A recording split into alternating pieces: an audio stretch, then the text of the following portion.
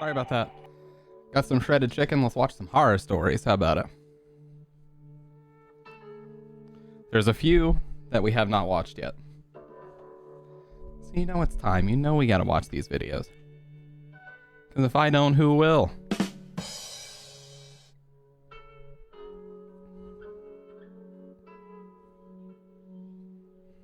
Blackout horror stories?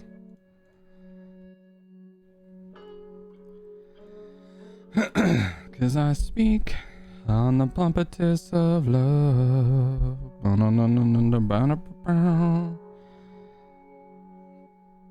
Some people call me the space cowboy. Some call me the gangster love. Creepy true Home Alone stories. This sounds good. Hell yeah. Alright, I have some shredded chicken I'm gonna eat while we watch this. Don't mind me. I live in Sydney, Australia. Oh, Australia. Sandwich in Hex's neck of the woods. Uh-oh. When I was 15 and home alone. I couldn't hear shit there, so hopefully now we can.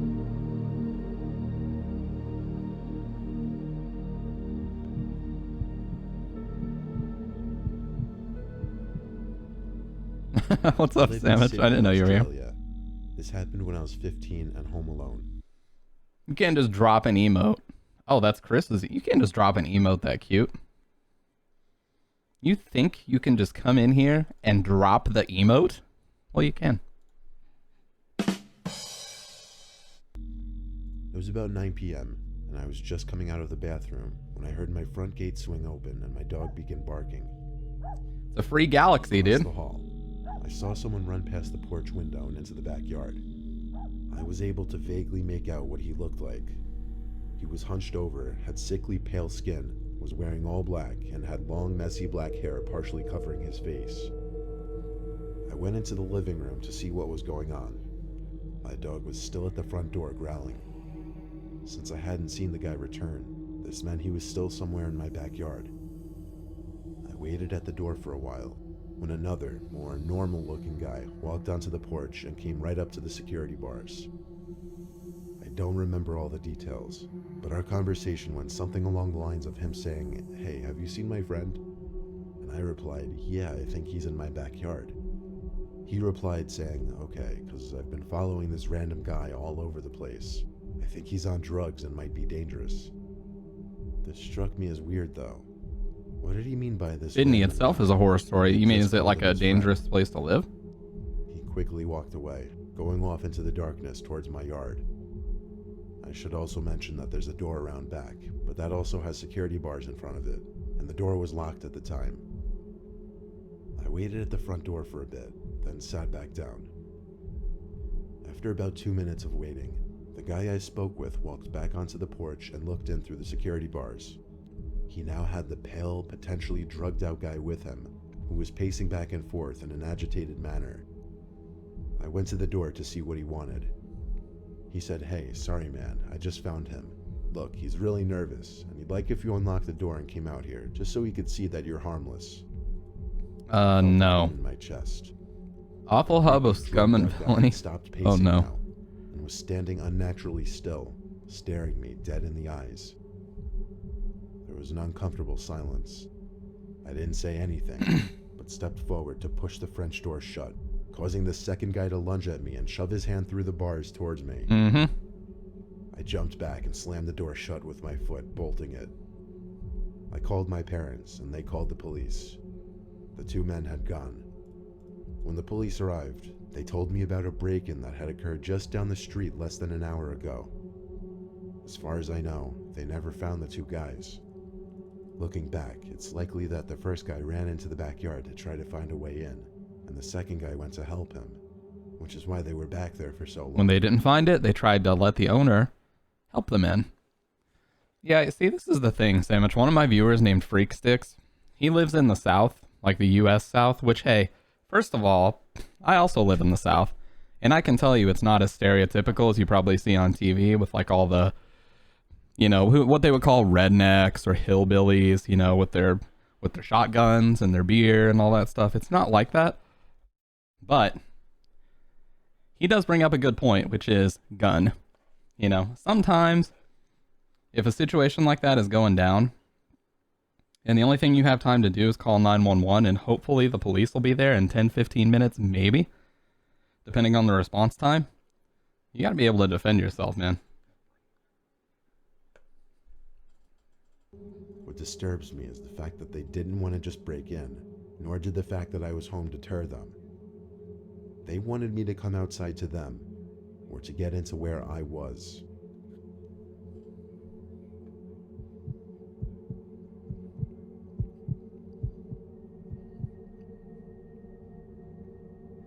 It was a Thursday night.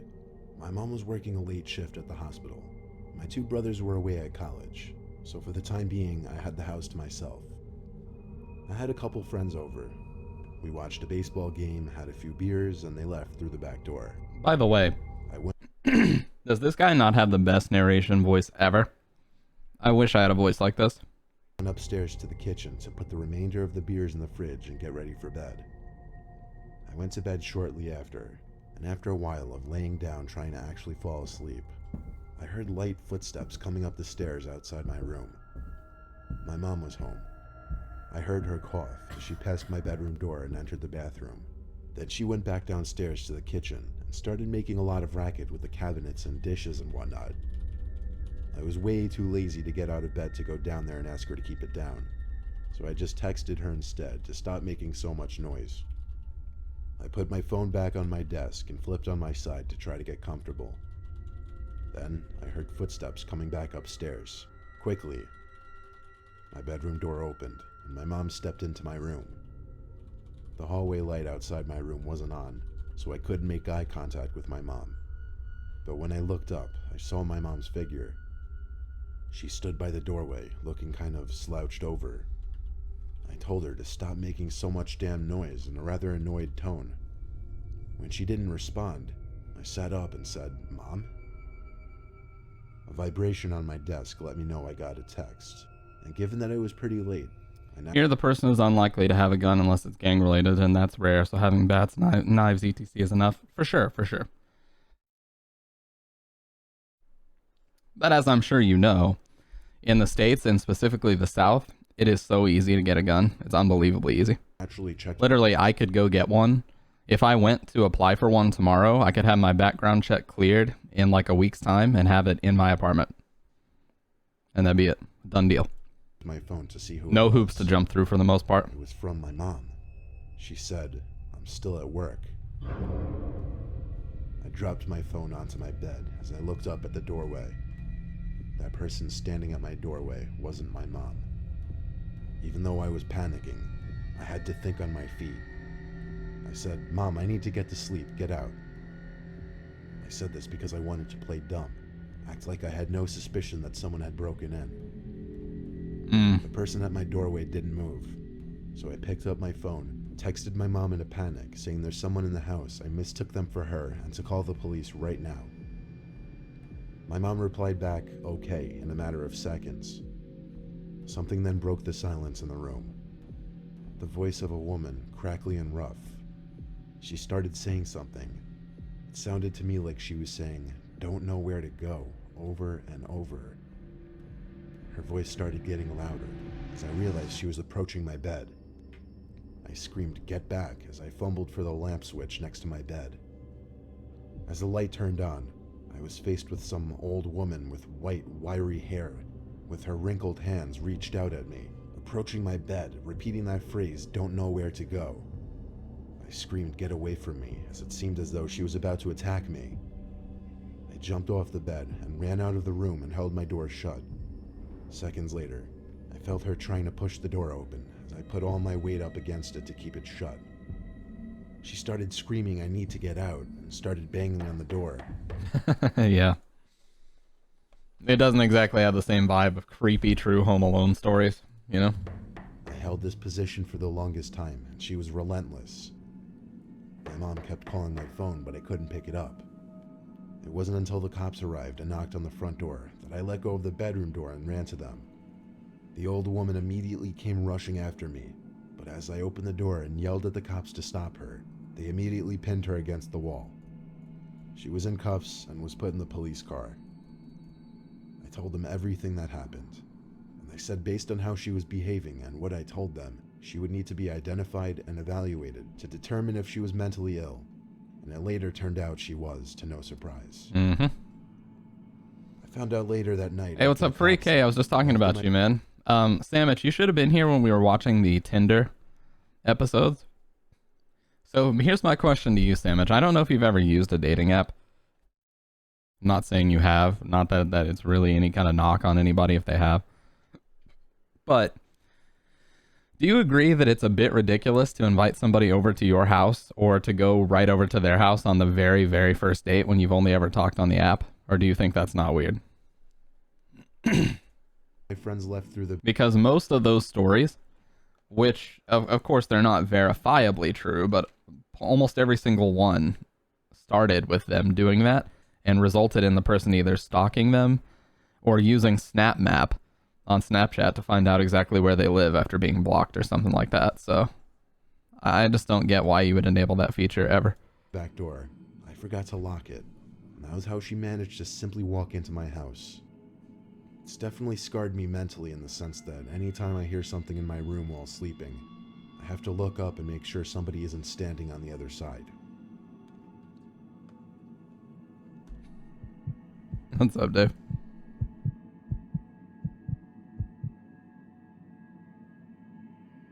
Before moving off on my own to California, I lived basically in the middle of nowhere on my dad's ranch in Colorado. It was a beautiful, huge property. I just never loved living in a rural setting. I found it boring. Plus, as that old cartoon Courage the Cowardly Dog stated, creepy things happen in the middle of nowhere. There had been a number of times that people had trespassed on our property, which is why my dad owned 3 different guns. There was one time he had to chase 2 men off the property with his rifle. What I'm about to tell you happened a few years back. Mag's estate. In the middle of June. Yeah, Courage the Cowardly Dog. Someone living by a quote from that show. Although, that show definitely did freak me out when I was younger.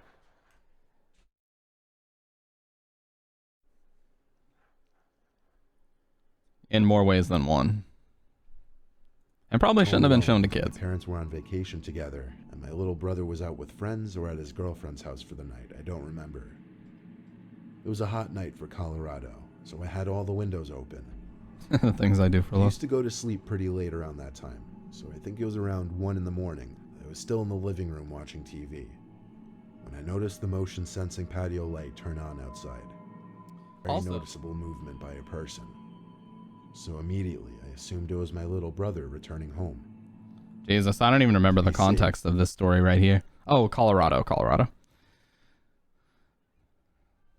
What's up, Dave? I'm just pounding down some shredded chicken. Oh, when's the next watch party? I'm not sure, actually. Hey, what's up, Sky? I like your color. But we should watch Ringu, the first one. Since they just put her out on Dead by Daylight, why not, you know? I got up and looked out the window. I didn't see anyone, though. I took DVD community night? I'm down. My brother real quick. He didn't pick up. So I went to sit back down. Mm-hmm. Then it started. Yeah, you'd have to be a really prominent member of society. Our door had a peephole because obviously anyone coming to our house went out of their way to get there. So we'd need to know who was there before opening the door. When I went to go peek through the peephole, I didn't see anyone. So I'm immediately thinking ding dong ditch. Possibly some local punky kids, possibly my brother. I was hoping the second was the case. I shut the blinds now because I became paranoid that I was being watched. I shot my brother a text saying if I find out it's you, I'm not letting you in. Moments later, there was a knock right behind my head. So loud I actually jumped off the couch. It was a knock at the living room window, followed by what I can best describe to be 2 voices. One a deep male voice, One, a higher pitched female voice, saying, "We see you," simultaneously. Heart racing, I imagined it to be the most wishful thing I could think of, that it was my little brother and his girlfriend messing with me. In the moment it made sense, or maybe I just wanted it to make sense. Nope. The banging on the window didn't stop there, it kept going, but it moved to another window. This time the window in the dining room. I feel that, didn't those guy. shut the blinds. From the angle I was standing at, I could see two figures at the window, but no chance could I see anything about their faces.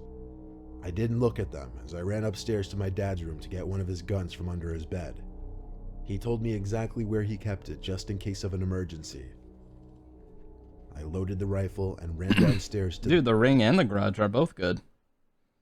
USA adaptations. the dining room window, but they weren't standing there anymore. With a loaded gun, I felt a lot more confident in opening that front door and going outside to confront the situation. When I stepped outside, I decided I'd do one full quick lap around the house and check on the cattle. I was no marksman, but I had the protective instincts for the property, and I was ready to use the gun if I needed to. The whole property seemed clear, and the cattle were fine, so I went back inside, checked every door, and went to bed upstairs. Yeah, hopefully you locked the For door. half an hour, peace and quiet, until I heard a disturbing sound come from downstairs and outside. Someone was frantically I did play a tiny bit of it, but not a whole lot, no. pounding at the front door downstairs, accompanied with a man shouting at the top of his lungs, not shouting words or anything, just screaming. I grabbed the rifle next to my bed, ran to the living room window, pushed it open, and fired a round outside into the dark night. The screaming and pounding stopped, and I heard two sets of footsteps quickly stomp off the wooden porch. And then there was nothing but the sound of the night crickets. The rest of the night, nothing happened.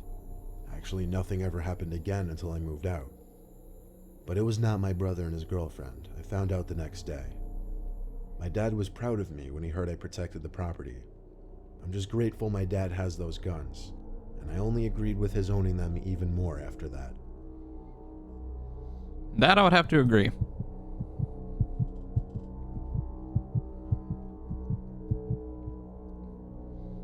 Dave, I was mainly an N64 and PS1 kid. I was obsessed with N64 Star Fox and specifically Falco. I always thought Falco was so fucking cool. I was home Even though, how the hell does he pilot his R-Wing? He's got wings for arms. Like, how the fuck does that work? alone one night in the spring. I was on a FaceTime call with my friend, at one point pacing back and forth in my room. When I passed the window and looked outside at one point, I saw someone outside on the street, just standing there, facing my house, facing my window. I looked a little more carefully. Ooh, that's a cool shot right there. That's a cool shot right there. Determined he was looking up right at my window.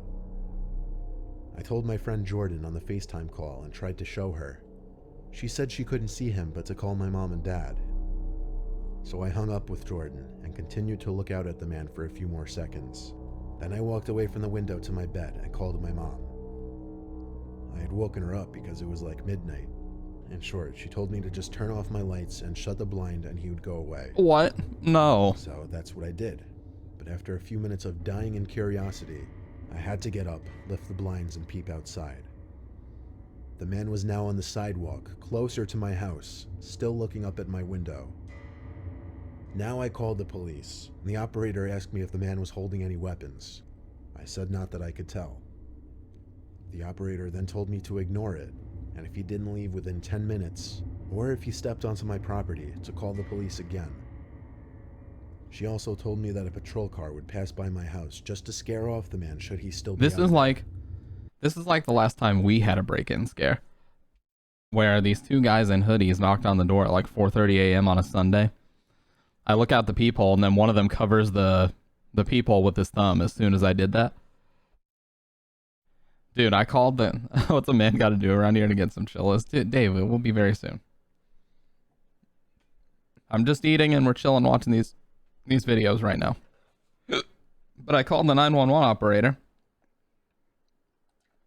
told her what happened. I was obviously distressed. And she goes, I told her about them covering the people because that was really suspicious. And she goes, yeah, and she like in a snarky way said, yeah, they probably did that because they got the wrong apartment. They're probably embarrassed. Like, what? No. What the hell kind of reasoning is that? And then she talked to me as if I was crazy and said, so you still want us to send anybody? Like, yeah, fuck yes, I do.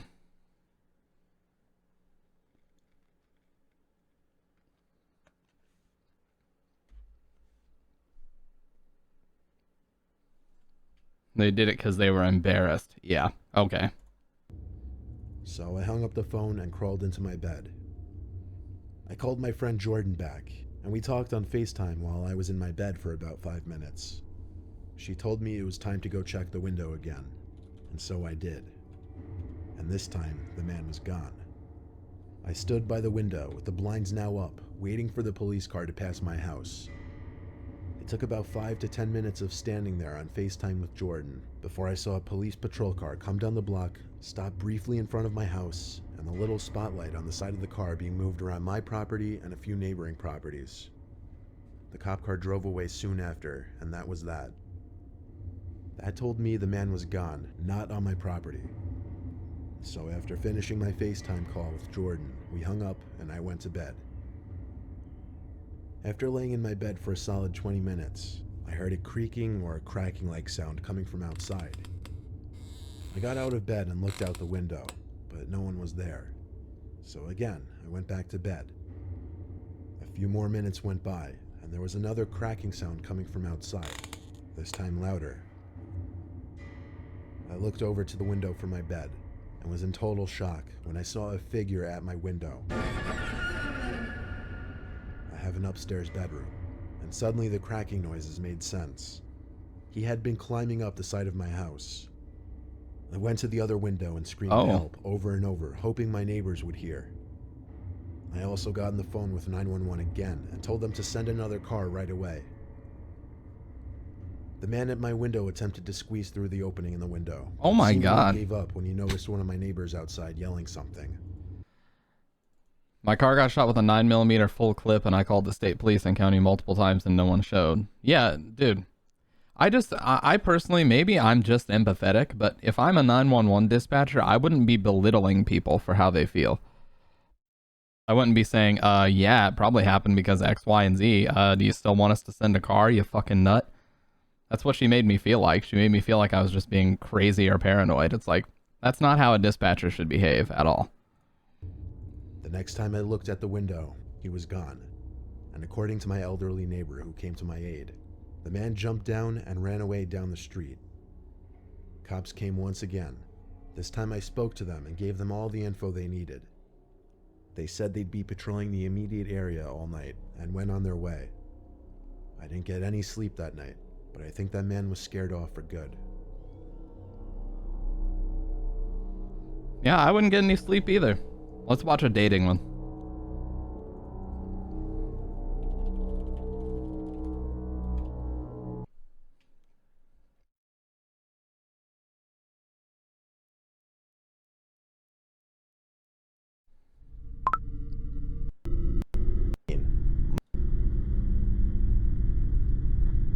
It was 2015. My little sister and I, along with a few of her friends, were going camping in a forest in Maine.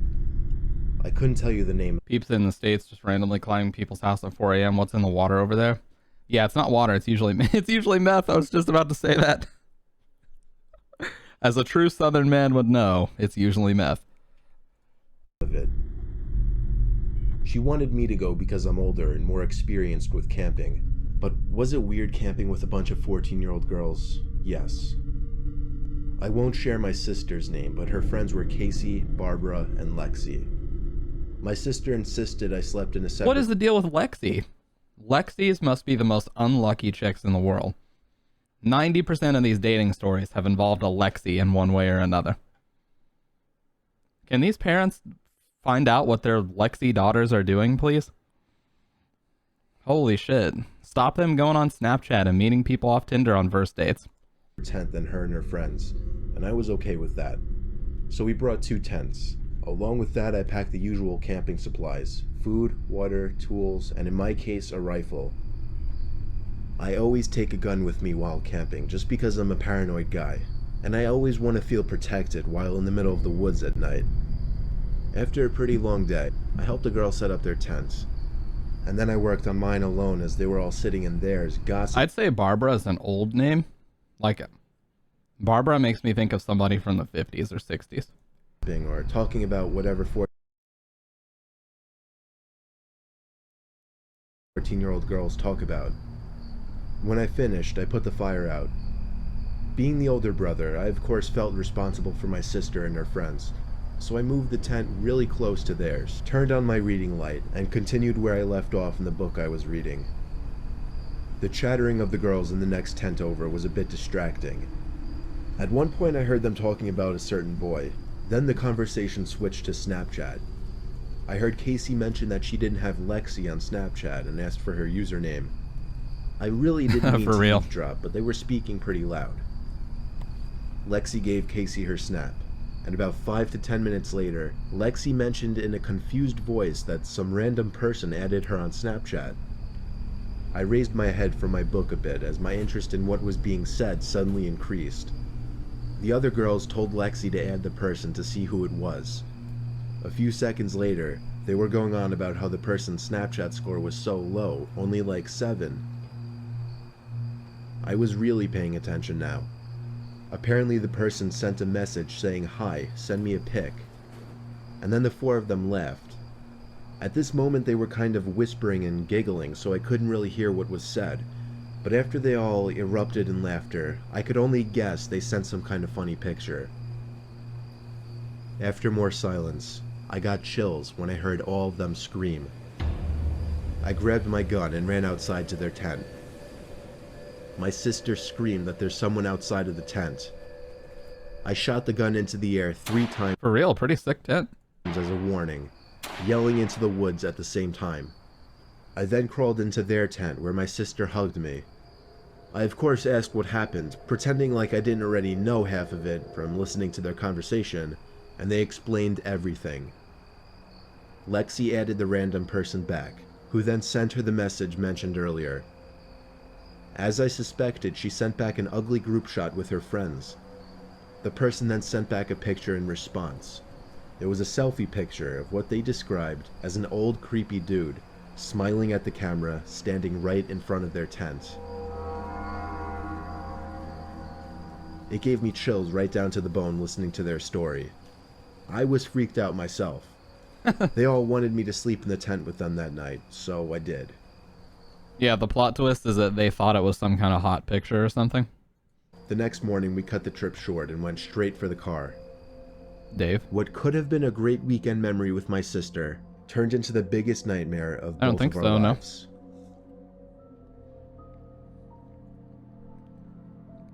I just recently got into the whole Snapchat thing. My friends urged me to get it since everyone else my age has one. I got into the groove of it pretty quickly, and within a week... By the way, if you guys didn't know, you probably do. Snapchat blew up around 2011 or 2012 or so. Specifically off the back of people trying to send nudes with it. Because whenever you sent it, the message would delete itself after a certain point, and then people just started screenshotting it, so it's pointless anyway, but... My score was already 1,000. One day while shopping, I took a picture of a pair of shoes that I knew one of my friends really liked and sent it to her on Snapchat. She opened it after a few minutes, but didn't reply back. I sent her a chat asking, "What do you think?" She opened this one much quicker, but didn't reply. I put on a sad face and took a selfie, captioned the picture, "What's up, why aren't you answering?" and sent it. They didn't add that till later, Dave. This time they didn't add the screenshot notification until later. Replying in the chat, "Where are you?" I responded saying, "Home." Her Bitmoji was appearing in the chat, indicating she had the chat box opened. She replied saying, "Where is home?" I said, "What do you mean?" Then she said, "What is your address?" Nope. It was at that moment I knew something was up. Nope, nope, nope. I closed the chat box and drove over to my friend's house. Apparently she had lost her phone the previous day. She explained everything to me. I left after talking for a few minutes to go home. I pulled up to my house, and becoming a bit paranoid now, just looked around to make sure I wasn't followed or anything. Both of my parents were out of town, and my brother was out of state, so I was home alone for the night. That night when I was laying in bed checking my Insta and Snap before going to sleep, I remembered I could just check where my friend's Bitmoji was on the map to track the thief. So I opened up the Snap map. And he's gonna remember that he left his on. Her Bitmoji was right on top of mine, on top of my house. I dove to turn off my lamp and shut the blind. The fear made me paranoid. I started to question whether I locked the front door or even the back door. But that didn't matter, because when I heard sounds coming from downstairs, below my room, I knew someone was in the house. I tiptoed to my bedroom door to lock it, then called the police. The operator asked me to stay on the line with them until the police arrived. When they arrived, it turned out nobody was in the house. It was just my paranoia playing tricks on me. We found my friend's phone in the backyard, hidden under a bush, screen still on with the battery in the 60% range, meaning he couldn't have been gone for too long. The next day, I returned the phone to my friend, and my parents came home, so I didn't feel scared anymore. I will, however, keep my location private on Snapchat from now on. The emoji is coming from inside the house. Oh my god. Alright. Glad to be done eating finally, because now I can get caffeinated proper. Sandwich, it's the perfect time for you to get caffeinated, but for me, it's like, it's 10:06 p.m. But you think I give a shit? No, coffee knows no time limit. And you do the same.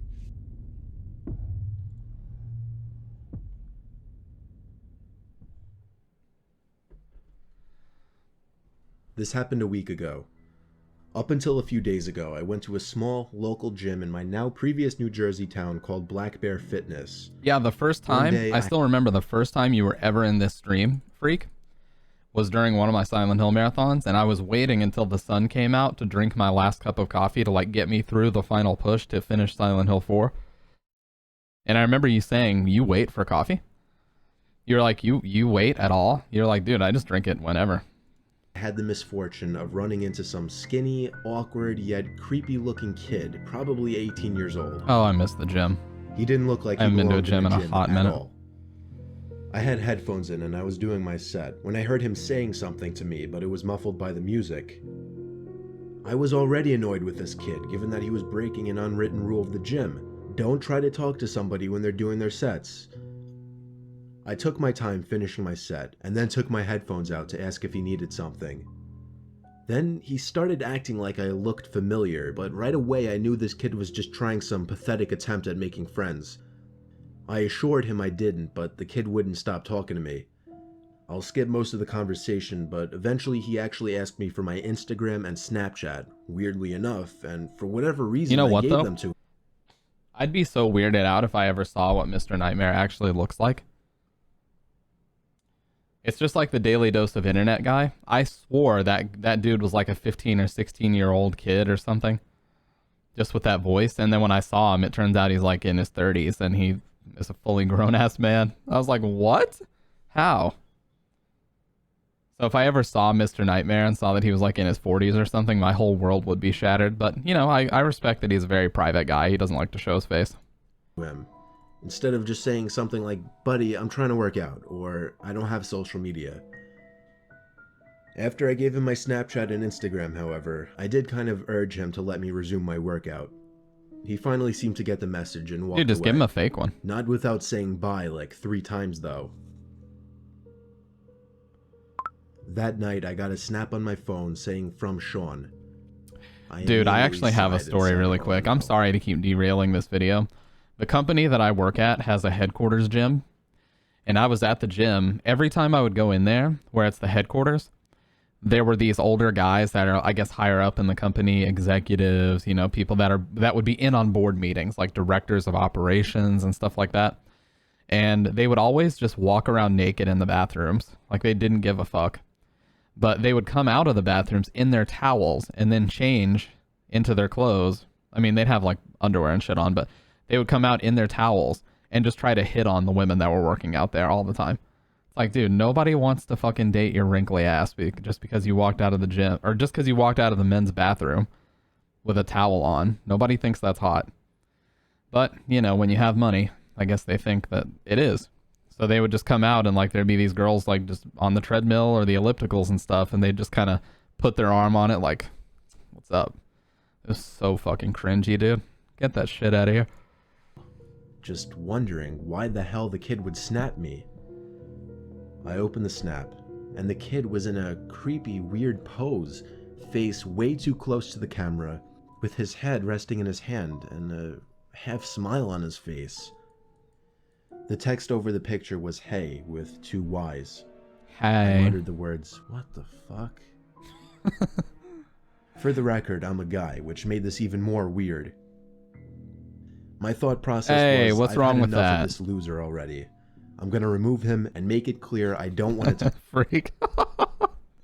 Who would do that, dude? Is it you? Is it you? It's certainly not me. I've never done that in my life. God, is it hot in here? talk if I see him at the gym again. And so I did. I removed him minutes after he sent that snap. God. I'm sure not even a minute later, again, a message popped up on my phone saying Snapchat from Sean. Fucking Sean. I waited a few minutes before opening it. At least it's not Kevin. This one was even creepier. Now the kid was sitting up on his bed. No smile, more of a surprised, angry expression. The text over the image said, "Why did you remove me?" Now I went as far as to block him, meaning he couldn't snap me anymore. And that was that. I threw my phone on the desk and sighed out of relief. Half an hour later, my phone goes off. Half an saying hour? Sean added you as a friend, and then Snapchat Oh from my Sean. God, Sean. He actually made a new account. Sean. I opened the snap and felt my heart drop. It was a picture of my front lawn. Oh, The text no. over it, "Answer me, bitch." Oh, no. The first thing I could think of was, how did he find my address? Yeah. Then I realized, Snapchat made that new map feature that... Snap map strikes again. Oh my God. Fucking disable Snap map. You fucking... God, dude, this fucking feature is going to get people killed. If it hasn't already. Your friends are. Somehow I had the balls to open the window to see outside. It was clear out there. I shut the window and the blinds and started considering calling 911. Considering? Do it. Don't consider. It was the sound of taps on the window. I took a deep breath, and with one swift motion, I pulled up the blind and the window at the same time. Yeah. Picture of a Magnum with the hammer pulled back. Answered, bitch. Come inside. And pulled the kid into my room by Or a his quick neck. video of you cocking the shotgun. That'd be I punched awesome. him in the face a few times before he was out cold. Now I called 911. Punched him in the face. Wait, what? Well, did I miss him? And pulled the kid into my room by his neck. I punched him in the face a few times before he was out cold. Oh my God. Now I called 911. Fucking got him. By the time they arrived, he was awake, cursing me out, promising he'd be back and kill me. The cops heard it all. I didn't even have to make a case. The kid was an idiot. Luckily, the timing of this worked out well, because I just moved a couple days ago out of state. Only thing that worries me, I don't want to have to make a new Snapchat account, but anytime somebody new adds me on the app, I'll never know if it's secretly that Sean kid again. Well, dude, this guy was a Giga Chad, though. He pulled him in his room by his neck and started fucking beating the shit out of him. I mean, he does work out, so he seems like the Giga Chad type. This video is for educational purposes only. It fits within YouTube's monetization rules under shocking content, as it shows light or moderately shocking content which is censored or shown in context for educational, documentary, or other purposes. Yeah, it haunts me too, Dr. Red. I definitely want to do 100% safeless run soon, and then after we do that, we'll try no damage. No damage. Madhouse. Yes, I will try it.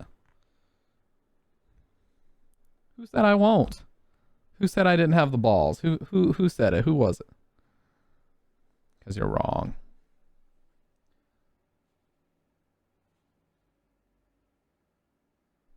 Anyways.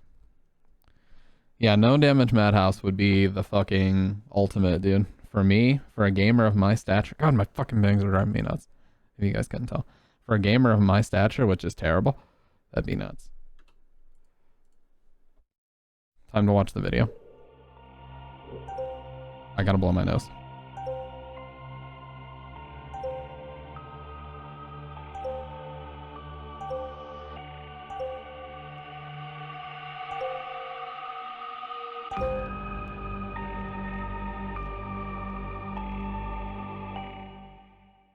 Hey guys, welcome back to another video. My name is Tub, and today we will be talking about one of the worst apps I've gotten to know, which is Kik Messenger. It's actually an extremely old app, but we're gonna get to that later in the video. Right now, I do want to explain my absence. Why was I gone for like 2 weeks? As you guys know, I did drop my first... Who the hell was that in the background? Was that Danny DeVito? Kik Messenger. Hey, that is your outro music. What the hell? First apps I've gotten to know, which is Kik Messenger. It's actually an extremely old app, but we're gonna get to that later in the video. This guy's got some fire hair, literally and figuratively. Why was I gone for like 2 weeks? Yeah, exactly, Dr. I did drop my first ever song, looking pretty cool. Cherry Soda, and I want to say thank you guys so much for all the support on that. I know hyperpop is like a very small genre and very hard to get into, but I'm so happy that it was overwhelmingly positive, and we actually hit 100,000 streams. I like the nose ring as well. Like Spotify's not even my platform, and you guys went there for me. So just he's got the nails. Dude, he does the same thing as me. Like Spotify's not even... See, he does the same thing as me where he lets the nail polish run out over time. My platform, and you guys this guy, for me. So just he's checked into so it. Much for liking Cherry Soda. Oh yeah, by the way, my vocal pre... Mag, look at the headphones. This guy is checked into it. This motherfucker. I'm so happy right now. This motherfucker. This guy is so checked into it. It's unbelievable. We're like cut from the same cloth, me and this guy. What's up, Jordan? He's checked into it, dude. Set is available now for sale. If you want to sound just like I did in Cherry Soda, well, so now you can. It's as easy as dragging it right into FL Studio. See this guy? And this is perfect. He has black 770s. So he is kind of checked into it. But this guy with the 990s, he's checked into it. If you're just starting to make music, specifically hyperpop, but any type of music. So yeah, make sure to go check out the video over on Gunner's channel whenever you have time. So yeah, we're finally back on the morbid video grind. New video every week, just like always. And if you guys want to watch my videos earlier than everyone love this guy else, already. Make sure to subscribe to the Patreon. With that being said, let's actually start talking about Kik Messenger and why I'm making an entire video about it. If I am Dr. Ed, if I see off camera he has my mic, I'm gonna fucking flip. I will flip. I don't know about y'all, but Kik Messenger ran my middle school in 2013 to 2016. Same. If you thought a girl was cute, your first word should have been, "Hey, yo, what's your Kik?" or "Add me on Kik." Keep in mind, True. This was before Snapchat streaks, before Instagram DMs. Vine was peak comedy at this time. Yes, King Batch Vines. Kik Interactive was founded in 2009 by a group of students from the University of Waterloo in Canada who wished to create new technologies for use on mobile smartphones. Ran my Kik high Messenger school was too, created on Mag. October 19th, 2010, and it was and still is a mobile messaging app available on the App Store and Google Play Store. In September 2019, Kik CEO and founder Ted Livingston announced in a blog post really? that Kik Messenger would be That's shut awesome, down though, with Jordan. over 100 I'm glad he found his employees being audience. laid off. However, this decision was later reversed, and it was that same month Media Lab acquired Kik. Like I was saying, Kik was so goated back in the day, but nowadays, if you talk to anyone It's just a messenger app, Faye. about Kik, first of all, Kinda they're like gonna laugh WhatsApp. at you, but also Kik is very known to be the main I wish it grooming were app. KitKat. Besides Discord, of course. Discord is so mainstream, but the thing with Kik is that it's not mainstream at all. No one uses it. So all these people and abusers go under the radar because, again, no one gives a fuck about the app. And as the years have gone by, the problem has only gotten worse. I mean, let's look at the app setup, for example. Opening the app, it seems like a literal porn site. You get a bunch of ads for, quote, Oh, no. lives, which the thumbnails are just people in suggestive positions or with very large personalities. It's not that different from other chatting services. What Add the your hell? friends by usernames, and that's really it. Okay, Kik is well, he officially has the best It's not profile that- picture based on what he just said. This Cat looks like an actual demon. That different from other chatting services. Add I'd your still friends pet by him though. usernames, and Good that's boy. really it. Kik has a public group chat search functionality that allows you to enter keywords in order to find topics to talk about with others. If you guys are seeing footage in the background, it's going to be from my iPhone and also from an Android emulator I have on my computer, and that's called BlueStacks. So now that I give you guys, you know, little That's Danny fucking DeVito. That scared me at first. I didn't know what that was. introduction about the app, let's get into the worst part of it. The horrors. The horrors, guys, not the horrors. The horrors. So just like the Discord video, we spoke about the dangers on the specific app. It ranged from groomers to doxers. However, like I was saying, this app is not mainstream anymore. Since this app is so under the radar, no, this it's is still abusers' Kik Live favorite still app. exists, Again, but I can't find the Discord. standard I feel messenger like app. Discord is really big on this, and we did talk about that in that video. Think about it. Who's gonna get caught more? Someone that uses Discord or someone that uses fucking Kik? Oh no, it is still around. It's called Kik Messenger and Live is what it's called. It's called Kik Messaging and Chat App, Kik Live. So it still exists.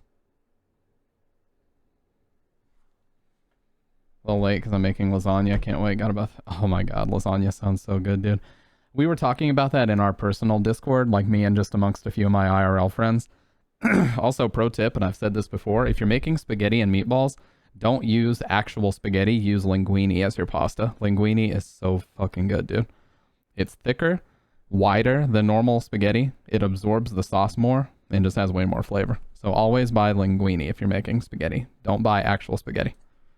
Right? So you know how I was saying that you could put a certain key tag and find people that are also interested in that? Well, Kik actually has its own list of pre-written tags. Very cool, right? So as you can see, we have like Fortnite, for example. We have Naruto, you know, just things kids like. But if you click any of those topics, by the way, this is right when you download the app, they're all overrun by sex and porn group chats. Oh, People no. bypass this by using the host word at the beginning, then simply adding filler to the rest. Joining them will cause a bunch of sex bots to message you and send you scam links. Some keywords such as child or anything inappropriate will result in nothing. Kik blacklisted those words. So it seems like they're protecting the kids, right? No, let's keep talking. I needed some help on my research on the Kik app. So I actually went on Reddit and was looking up, you know, a bunch of subreddits about Kik. Well, first of all, most of them are NSFW, which already gives you a bad look on the app. But I was able to find one where you just find regular group chats to talk about similar topics. And I came across this person that has been using Kik for years, right? A Kik veteran. And they told me that a popular method abusers use on this app is by looking up sad or depression group chats and will prey on children that are looking for someone to talk to, aka a shoulder to lean on. You could apply that to any case, but I just didn't know. I don't know, man. If I didn't know that, I feel like other people know that, and I just want to make you guys aware of that. Look at his padlock earrings too. That's so sick. What's up, sick?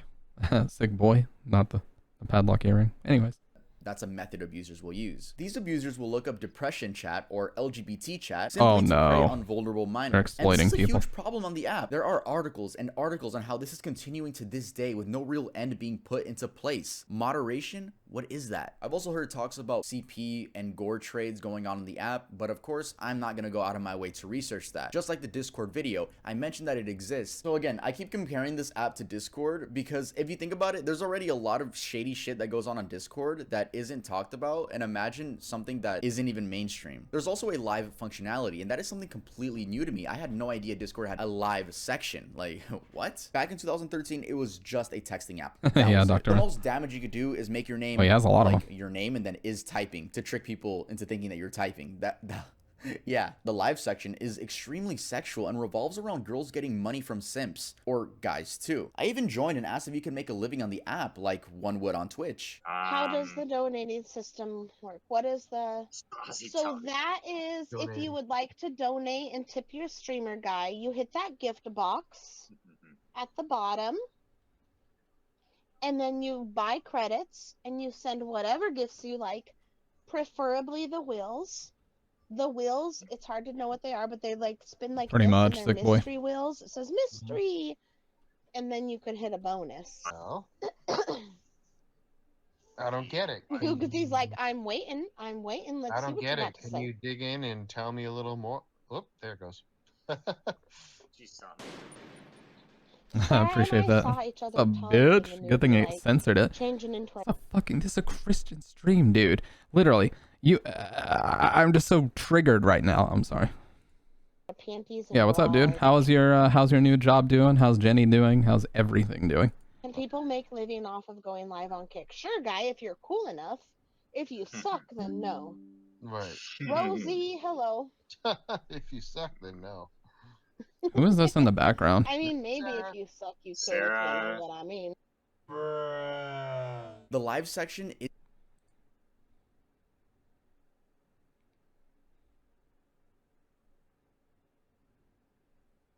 She really just said that. definitely not for kids. I mean, the entire app isn't for kids. It looks like a sex app. So now let's head on over to Kik's contradictions. The worst thing about the app is the intended demographic. From everything I've just You know what? I'm as thirsty as the people watching her stream were.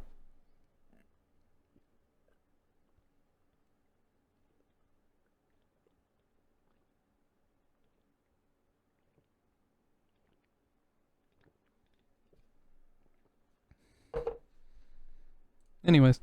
just told you, you'd expect this to be an 18 plus sex app, right? No. The minimum age to use Kik is 13 years old. And this is a document taken from their website, Kik.com. Want to know the name of the document? Kik's Guide for Parents. Real quick. Yes. It's like, dude, whoever the team is behind Kik right now, you know that kids are on this app. So why would you make it that when you open the app and you just create your account, it looks like a sex app? The screenshots I'm showing For you, real. I had just made that account about Can they 1 not minute control prior. this? I'm using a fresh new account. This isn't like some old account that has an algorithm like TikTok that shows things to your liking. No, fresh new account, fresh email. It's so irresponsible and gross. And the fucking group chat topics being overrun by sex chats and the sex bots that DM you. When I had just made my account, I did not join any group chats. I just made it and let it sit there for like 2 hours. I already had 2 sex bots DMing me. Again, there was no algorithm to that. I just made my account. Yep, I'm pretty that's sure how they do. you guys can make an account right now and sex bots will DM you. Go try it out if you don't believe me. And remember, 13 plus, right? How old does my teen need to be to use Kik? Teens between 13 and 18 years old need to have permission from their I like how they just offload all of the responsibility to the parents. They need to have permission before they create an account. No shit. parent or legal guardian before they create a Kik account and start using Kik. Your teen will be asked to enter their birthday when they create their account. If the birthday entered is for someone younger than 13, the account won't be registered. Y'all act like every kid that is gonna download Kik is gonna ask their mom if they can download For real. Kik. No one asks their fucking parents, bro. And if they like choose to respond like Kik, if you choose to respond to how horrible your app is, that's probably gonna be their excuse. They're probably gonna be like, well, actually, we always tell the kids to get their parents to give them permission first. It's like, no. What the fuck? The fact that they have a guide for parents alludes to the fact that they know kids are on the app, but I gave them the benefit of the doubt. This document was made in 2017, so I looked for the most Looks like recent Ruffio. version of it. Maybe the rules had changed, and I actually did find a more updated version. This is from March of 2021, and guess what? It's deleted. Yeah, like come on creators, you have to be more responsible about this. Another contradiction is their app store and Dude, that is a dream though. That's a dream of mine to one day have even just a silver play button. That is an absolute dream for sure. From the Peter Pan movie. Google Play Store ratings. That's why parents should monitor what their kids do. What looks like strict parents, in most cases it's parents that actually care. Yeah. There's a fine line because I mean, you want to monitor what your kids are doing, but at the same time you don't want to... You want to monitor what your kids are doing, but you don't want to limit their ability to be a kid or to be a teen. Like you need to just let them be themselves and like discover what they want to do in life and, you know, nurture their talents and stuff. But at the same time, you need to keep your head on a swivel, especially nowadays with all this predatory shit that happens on the internet and phones. Sorry, I did him dirty with this pause, but yeah, there's a fine line, man. And that's why I would stress out like crazy being a parent nowadays. It'd be so stressful. And I'm not talking about the 5-star I'm gonna head to bed. Hey, appreciate you stopping by, man. Always good to see your name in here. Exeter's been asking me for some Ryu matches because he's gonna be playing solid in a couple weeks, so I'll probably do a decent set with him sometime in the next few days.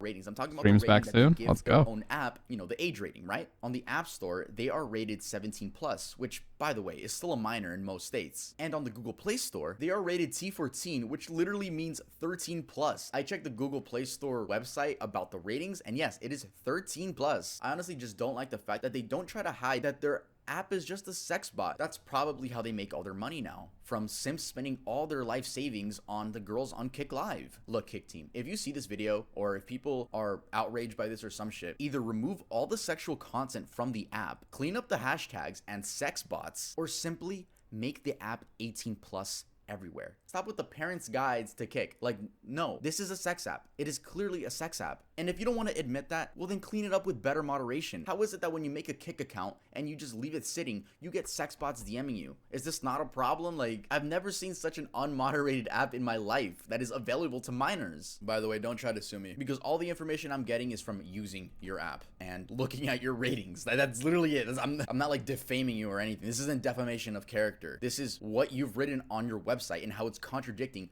other shit you've made, aka the entire app. Hey guys, I want to give a big thank you to Keeps for sponsoring. There is a controversy section Sorry. with 3 whole paragraphs talking about minors' use of the Kik app and explicit content. Like many other social media services, It is the Kik same has way. garnered negative attention due to instances of minors exchanging explicit messages and photos with adults, causing law enforcement and the media to frequently express concerns about the app. Automated spam bots have also been used to distribute explicit images and texts over Kik Messenger. A state law enforcement official interviewed by the New York Times in February 2016 identified Kik as the problem Dude, my app leg of the keeps moment. bouncing. I was reading a thing the other day that said if you bounce your leg really fast, it means you have a lot of negative energy built up. I do that all the fucking time. Police said they found Kik's response frustrating, and one detective said obtaining information from Kik was a bureaucratic nightmare. I just can't believe that it's to the point where they have this stained on their Wikipedia page and they haven't fixed it. It is the year 2022. I feel like at this point, you should at least get rid of the starter page with the key tags. It's like that's the first thing you should do. That's so easy for them to do. I don't understand how they don't give a fuck. I personally think they're just making a ton of money off the fucking lives and they don't care. Using the app live. So for this section, I just want to open up the app and let's go through it together. Should I do a haven't opened Kik it up live in about stream? a few hours. Maybe it's actually open right now. Let's see. Okay, so it's connecting at the top. Okay, cool. So I'm gonna have to blur almost everything. First of all, it's overrun by ads and it's fucking gross. Like, why? Anyway, that's not a big critique. If we go to the top where it says 11 new chats.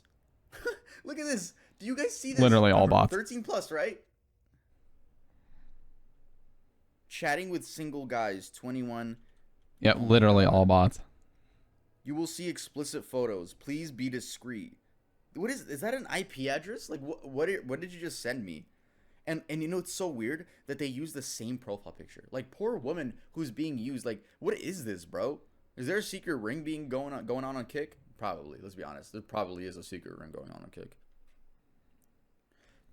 Guys, look at the ads. Yep. Look at the ads on this 13 plus app. I can't make this shit up. It's like we're in an episode of South Park. Like what the fuck? So the thing is, with this account that I'm using on my phone, I'm actually soft banned, which means I can't really enter lives, and I don't think I could actually enter any new group chats. So if we go to public groups, I don't think it's gonna load in. Oh, actually, never mind. Yeah, look at that. K-pop. Look at all the K-pop groups that are just sex chats for grown men or grown adults, I should say. I shouldn't just single out men, but dude, I mean, literally. You know, do you guys remember Omegle? Right? Ooh, Pokemon. Omegle, in a way, was kind of used like that.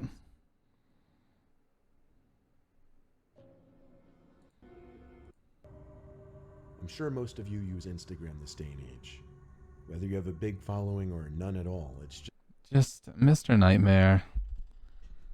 I'm just gonna sit back in my seat. You guys check this out.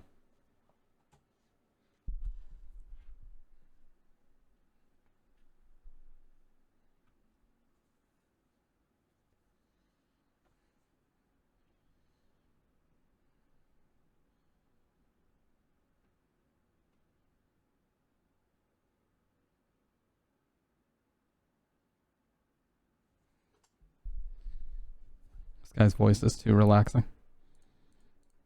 just something most of society uses. Apparently the app has over 1 billion active users, which I find insane. I had about 300 followers at the time this happened. I live in a rural town, so I guess that's a lot for people around us. We don't know a lot of people outside of our districts. One night watching a movie, my phone vibrated. It said a girl named Holly started following me on Instagram. So I opened up Instagram to check out her profile. And she was this really gorgeous blonde girl with Didn't know my like chair could do 5,000 that, did you? followers. She had about 50 pictures. My chair can do whatever They were I all want it to spaced do. out realistically as far as the dates they were posted. Usually when I get followers like this, I'll check to make sure they're actually legit. She got like 600 likes per picture and a bunch of comments from guys I assume she didn't even know, leaving hearts and drooling emojis and whatever. Then, I kid you not, as I was going through her page, before I even followed her back, she DM'd me. She said, "Hey, I honestly don't do this a lot, but I thought you're really cute." To be honest, and not to sound like a douche, I am pretty fit and I've been told I'm pretty attractive. Oh no. And I have had some girls DM me in the past. Here we go. So I followed her back and DM'd her the same, saying I think you're cute too. Then we went on to have a pretty long conversation, but it was going really well. We talked about fitness and what high schools we went to. It honestly was great. She gave me her number, and we quickly got to setting up a meetup for the next night, which was Friday night. We agreed we'd meet at a popular bar called Lucky's. Okay, well that's safe. Drinks. So Friday night, as Oh, the what's up, nerves are freak? starting to kick Enjoy in, your lurk. I prepare myself for this little date. Never had I gone on a date straight from an Instagram DM, but this girl was downright gorgeous. I drove down to Lucky's and sat in my car in the parking lot, awaiting her call or text to let me know she was there. Eventually she did text me, but not to let me know she was there. She said her car broke down and she needed a ride. Uh-oh. I had to reread it a couple times to be sure I was reading it correctly. I tried calling her, but she didn't accept the call. She texted me describing her location. I didn't answer just yet. I took one more good look at her Instagram profile, and it was definitely real. She had friends tagged in her pictures, commenting on her pictures, so I knew I wasn't getting catfished. I texted back on my way, and off I went. I drove down the quiet side roads towards the location she described. I made it, but it was a weird spot for her car to have broken down. I saw a car pulled off to the side of the road next to the woods. Actually, there were woods on either side of this road. The car had its hood open, so it had to be her. I tried calling, but it didn't go through. I looked at my phone and realized I had no bars here. I parked my car on the other side of the road and got out. No, why would you get out? As I walked over to her car, which was a black Nissan Altima, I realized I couldn't see inside of it at all. The windows were completely tinted black. I lightly tapped on the window and waited. No one opened the door, so I walked around to the front hood, just to see if she had attempted to do any work on the engine, I guess. As far as I could tell, she didn't. I was losing patience. I texted her, "Where are you? I'm about to leave." As I walked back to the side of the car, I noticed the driver's side window had now been cracked down. I knew for a fact they were all shut a minute ago. I called Holly's name, knowing someone had to be in the car now. As I walked a little closer to get a look inside, someone's fist reached out from the window, and they started signaling for me to come closer with their pointer finger. I felt my stomach drop, realizing it was definitely a man's hand. I told him in a shaky voice, "Get lost," as I ran back to my car. I sped away and made the first right turn off the street I could. Because of my constant glances in the rearview mirror, I eventually spotted a car with its lights off trailing behind me. I thought to do the same. I turned off the lights on my car and started making as many turns as possible, and eventually I did lose the car. When I got home, the profile had already blocked me, but I found out at a later date that that profile was in fact real, but that the girl in the pictures was hacked by some creepy dude, and I wasn't even this only guy's victim of whatever plan he had. I just hope everyone else was as fortunate as me. Yeah, that was very dumb. Like, that could have gone so much worse if as soon as he got out of the car, literally they could have just ambushed him if the car was full of people. I have an Instagram account with 1,100 followers. I had it set to public so anybody could no. This blur, dude. I think we've seen this. To my page and look at my pictures, like them, and comment on them. So Hate this oftentimes blur. I get people I didn't know liking my pictures and commenting on them. But one person stood out from the rest. I remember his first comment on one of my photos. It was a beach picture with one of my friends, so I was wearing a swimsuit. I had like 11 comments on it, but one of them was from somebody I didn't know. It was 3 flame emojis. I clicked the man's profile. He had 3 pictures, 80 followers, and he was following over 200 people, including me. All 3 of his pictures were of him, selfies, which didn't look right given that he looked like he was 40 or 50. I didn't mind though, it's expected to happen to a certain extent. However, after that photo, it started becoming a thing where the man would just comment on every new photo I posted. One comment just said hot. This Oh one my was a little God. creepier, honestly. But then 2 days later, after posting my next picture, the man didn't comment this time. Instead, he sent me a direct message. It said, "Hey, I just wanted to tell you that you're beautiful, even though I'm like 30 years older than you. Oh my God. LOL." I responded, I would never meet "LOL, up with someone I thanks," didn't know over the which I'm internet. I surprised mean, that's rule did. number Most 1, people would man. have Rule number probably ignored 1 it. for the most part. He got back to me with, "I would kill to meet a girl like you." I replied 10 minutes later with thanks, hoping he wouldn't say anything else. But he got back to me with, "Maybe one day I'll meet you, ... LOL. I didn't reply to that one. No. I found everything about the guy creepy, but I didn't block him. I figured, why get rid of a free follow and likes? I hadn't heard from him until I posted a new photo. This one of my sister Carol and I in front of our house. The man commented quickly on the photo, saying, "You and your sister are so cute." Now it was becoming too much for me, so I removed the comment. What about and our blocked him. McDonald's double date? Oh no. Later in the day, Carol and I were home alone. I was in the bathroom doing my nails, getting ready to go out. I noticed a car I didn't recognize pull up in front of the house through the window, Here we go. but only the front. The rest of the car was covered by the bush that separates our front yard from the neighbors. The headlight shut off, but I didn't see anyone step out of the car. I took note of this only because we're on a dead-end block, so we don't get any through traffic. I shut the blind just because I was on full display. My sister was in her room on her laptop when the time came for me to leave. I didn't bother saying goodbye. Usually we just text each other that we're going out anyway. I went to my car, looking at the mysterious car, which revealed to be a Maxima. The tinted windows mixed with the darkness of the Tinted night windows made it again. impossible to see inside of it. I got in my car, did a 3-point turn, and drove down the one-sided street to the nearest main road. I went to a social gathering at a friend's house. I wouldn't call it a party, but a decent amount of drinking went on. I cut myself off a little early since I knew I had to drive. But still, I'll admit, and I don't condone this kind of behavior whatsoever, I was pretty tipsy when I was driving home. What the fuck? It was only a 5-minute drive though. I pulled up to my house, and the first thing I noticed was the Maxima still parked out front. I needed to know whose car was that. I passed it slowly, but still couldn't see inside of it. I parked and texted a few friends that I got home safe before stepping outside and walking up to my house. I was eyeing that car parked out front all the way up to the front door, where I dropped my keys. At which point, for whatever reason, I was too scared to bend over and look for them. Instead, I rang the doorbell like 5 times so my sister would answer quickly. She never answered the door though, so I was forced to get on my knees and look for the keys.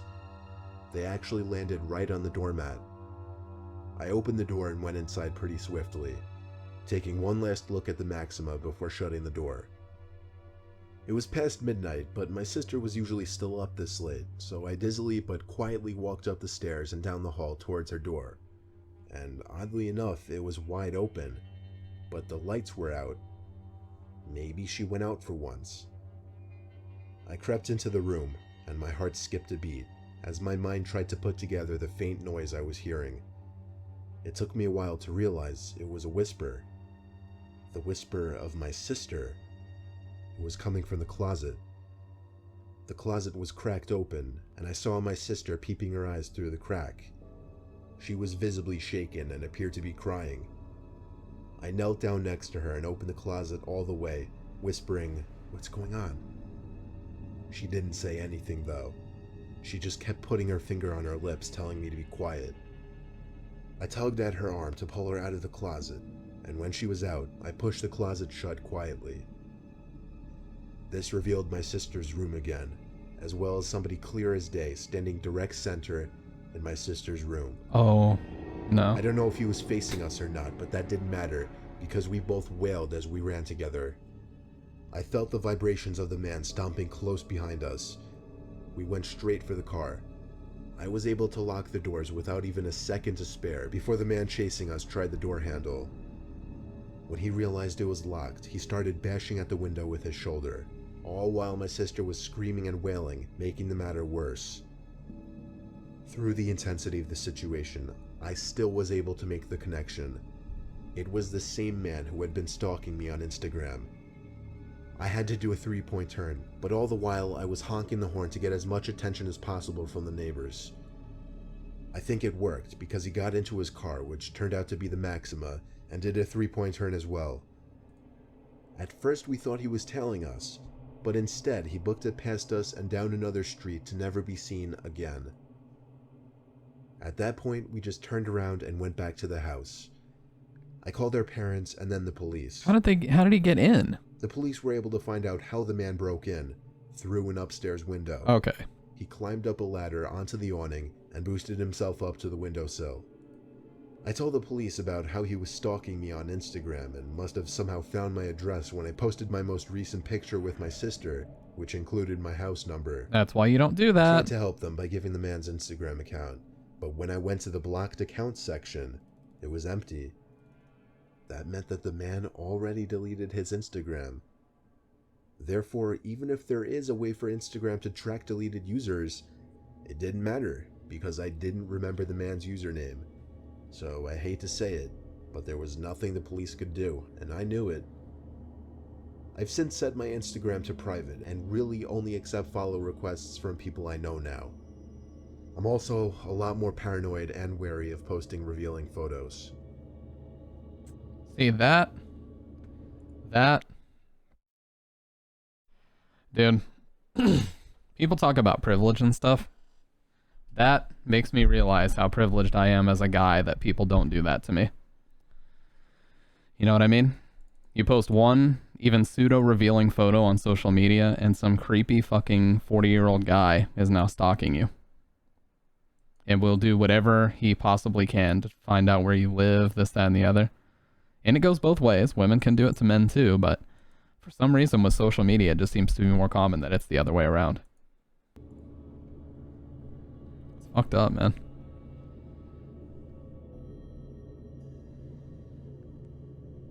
I came across something recently that has been freaking me the hell out. Before I get into my discovery, let me just get into a little backstory that makes the discovery even more disturbing. For the past few weeks or so, on several occasions, while either trying to sleep in my bed or doing something in my room with a light on at night, I would hear a single, faint yet audible tap on my window. I hardly want to call it a tap, because none of the sounds really resembled an intentional tap. It sounded more so like something accidentally being scraped or pressed against the glass very briefly. At first I thought it was just bugs flying into the window, but as the same sound kept happening at least 2 No or 3 way. times What do you a week, mean? I mean, yeah, I know what I'm saying is obvious, but it's just crazy to think that we really have to be that locked down in some ways. I mean, yeah, look. I don't know. I can't even get into this conversation. freaked out by it. So I told my dad, and he of course told me it's nothing, probably just bugs like I initially thought. So nothing happened for a few nights. But then, I got a text from a friend. Well, not a friend. Just some guy I used to have a class with who somehow coerced me into giving him my number. He said, Do it. Hey, I don't know if... I'm just trying to say, like, you post one revealing photo. I'm not trying to say that we should be, you know, like the pilgrims and just fucking post fully clothed photos at all times. But I'm saying, like, I think the issue here is that you have to do what the girl did at the end of the video. Set your shit to private and only add people that you really know. if you're going to post a revealing photo, you have to have people that you trust looking at it. Because if there's just somebody you don't know like that, then they could be sharing it with who knows what, like sleuths, like people on like he was just talking about in the Kik video, that will try to find out where you live and they will try to track you down. So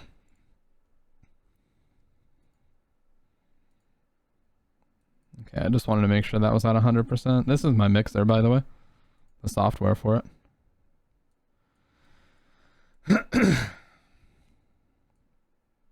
Crazy amount of equalization being done. But yeah, that's all I had to say. My voice is a little bit gone today because I've been congested really bad. Plus, do you guys know the song Personal Jesus by Depeche Mode? Where the chorus says, reach out and touch faith? You know that?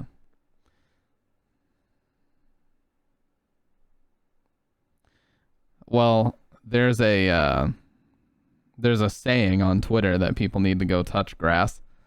And Nemesis921, last night after I stopped streaming, I went into like our IRL friend Discord, and he just out of nowhere goes, reach out and touch grass. It just fucking it fucking murdered me, man. I wheezed and laughed at that for like 15 minutes or 20 minutes or so. And my voice has been shot, and like my diaphragm and my throat have been sore all day today because of that. It was so stupid. If you remember me, we used to have class together. I just wanted to let you know about this. I stumbled upon it by accident, and if you're unaware of it, that's pretty disturbing. Then he added a link to the bottom of the message. I pressed it, and it took me to an Instagram page. The page was titled JP Unofficial. Those were my initials. But that wasn't the first thing I noticed.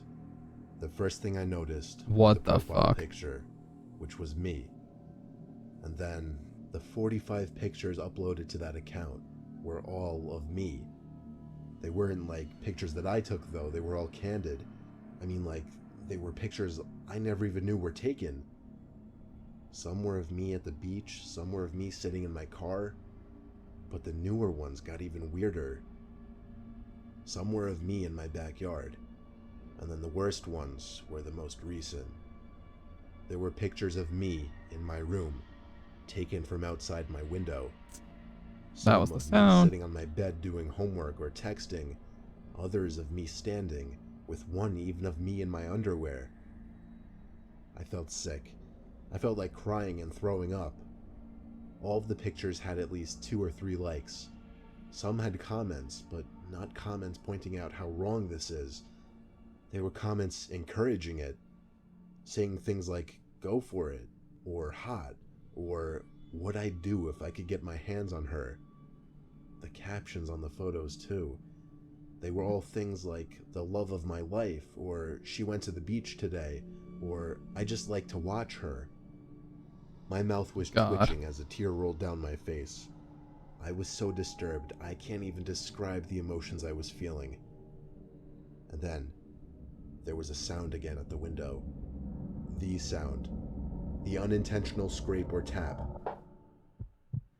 Well, I like the sound effects. It made sense now. When I put 2 and 2 together, I simply snapped. I lost it and screamed louder than I'd ever screamed before. My dad came rushing in with open arms to hug me and ask what's wrong. I showed him the Instagram page and explained the taps at the window. Well, explained is a stretch. I was a mess and could barely speak clearly. My dad's expression went from gentle to horrified to downright angry. He rushed outside screaming, making a scene for the neighbors, looking for the stalker. He then came inside and called the police. I gave the police the Instagram account and requested they track it as soon as possible. Law enforcement put the request into Instagram. By the time it was received, the account was deleted, but it didn't matter because Instagram was still able to recover the info. Nice. And the usage was traced to an old iPod Touch. Unfortunately, the device was untraceable. It was either destroyed or it had its Wi-Fi turned off permanently. My dad saw how messed up I was, and he plans on moving us out of the house within the month. Wow, awesome dad. New sounds, but I've also made sure to keep all my blinds shut 24/7 and always make sure I'm not being tailed while driving. Jesus Christ, All I can man. think to say to everybody is keep your Instagram private and always be alert to your surroundings. Yeah, that was definitely the worst one so far. It is life lessons, true. This guy could literally read me a story about two people falling in love and I would still find it creepy. When someone says to you, I honestly don't do this a lot, they do this a lot. Yeah. Dr. Red is on one tonight. He's on one. I couldn't even... I couldn't even read the rest, dude. I couldn't even do it. I could not do it.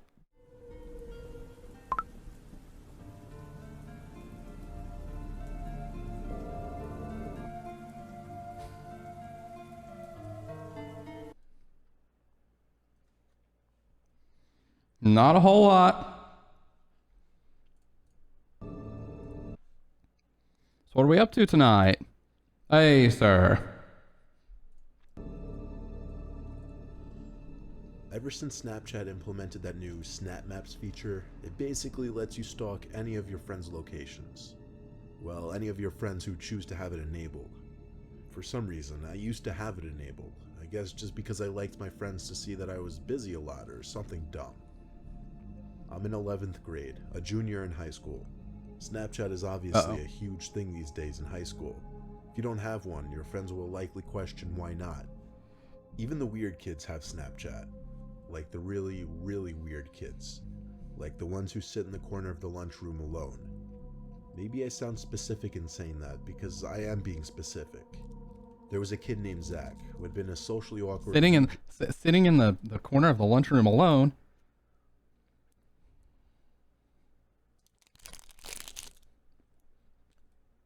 I'm enthralled, dude. I can't wait to see what happens next. Holy shit. ...since elementary school. No one really knew if he actually had any issues or not, and everyone could agree that there was always something that seemed a bit off-putting and unpleasant about him. Apparently the kid was on Snapchat and was somehow getting people's Snapchat usernames. My username was one of them, apparently, because one cold December day, I got Zach Meister added you as a friend from Snapchat. Fucking Zach Meister. I already knew it was him, so I added him back. I don't know why. I guess because I'm just too friendly of a person. Minutes after adding me, he sent me a picture and then a video. I didn't want to open it because I knew it would be weird, but I was also curious to see what it was. I waited a few hours to show as much disinterest as possible. I opened it when I was in my bed, and what it was weirder than I thought it would be. It was a picture of me sitting in the lunchroom at school, but then the video was when the bell rang and everyone in the lunchroom got up, including me obviously. And he zoomed in on me and recorded me as I left the lunchroom. The worst part was the caption at the bottom, which said, "Cute LOL." I ignored it. I was so close to removing him, but for some reason I didn't have it in me to do that. That night, laying in my bed watching TV and Snapchatting friends, Zach, aka Zachmeister, messaged me on Snapchat. Unfortunately, I accidentally clicked the notification right away, which took me to his message, which said, "You live on Mason Street?" I answered back yes. He answered back immediately. I planned on not opening his chat this time though, not for a long time. But the longer I waited, the more he messaged me. I was so close to blocking him, it was not even funny. He started sending me pictures now, pictures I was not planning on opening tonight. I knew that the longer I took to respond, the less interested he would be. So I put my phone down on the desk, turned off the TV, and went to sleep.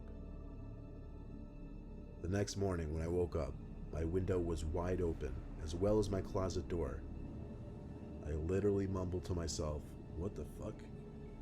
I didn't remember opening either of them, but my room was absolutely freezing. I saw a bunch of new notifications from Zach on my phone. Then it sank in. What if this was him? I opened Snapchat in a hurry and opened the snaps from Zach. It started with pictures of a sidewalk last night, then a picture of my house, then a picture of my bedroom window, then a picture of me taken through the window, then a picture of Zach standing inside of my room, then a picture of me in my bed taken from my closet, That was the last picture. Then I saw his messages. There were so many messages, a lot of them starting with, "Answer, why do you take so long to answer?" Then later on he said, "I'm gonna come visit you, LOL, you have your snap map on too." Then he said, "I like watching people sleep." Then he said, "I found you with your snap map, I hope you don't mind, I think you're cute though." I need to mention, I'm a guy in case you were wondering. The rest of I didn't know that. I thought this was a girl. the messages said things like, "Are you up yet? What are you doing?"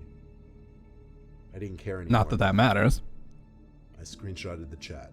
Unfortunately, I did not think to screenshot the pictures in time before it was too late. I blocked Zach's Snapchat account and went to my parents, who were in utter disbelief.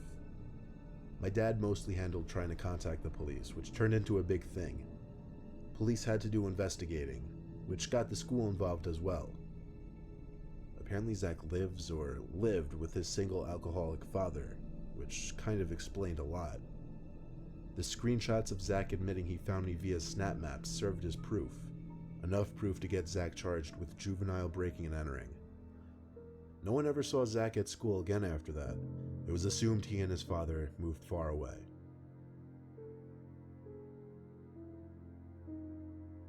Wow. Holy shit. I've been using Snapchat for a little The best over- iPhone design ever. The Gold 5S. That was my shit.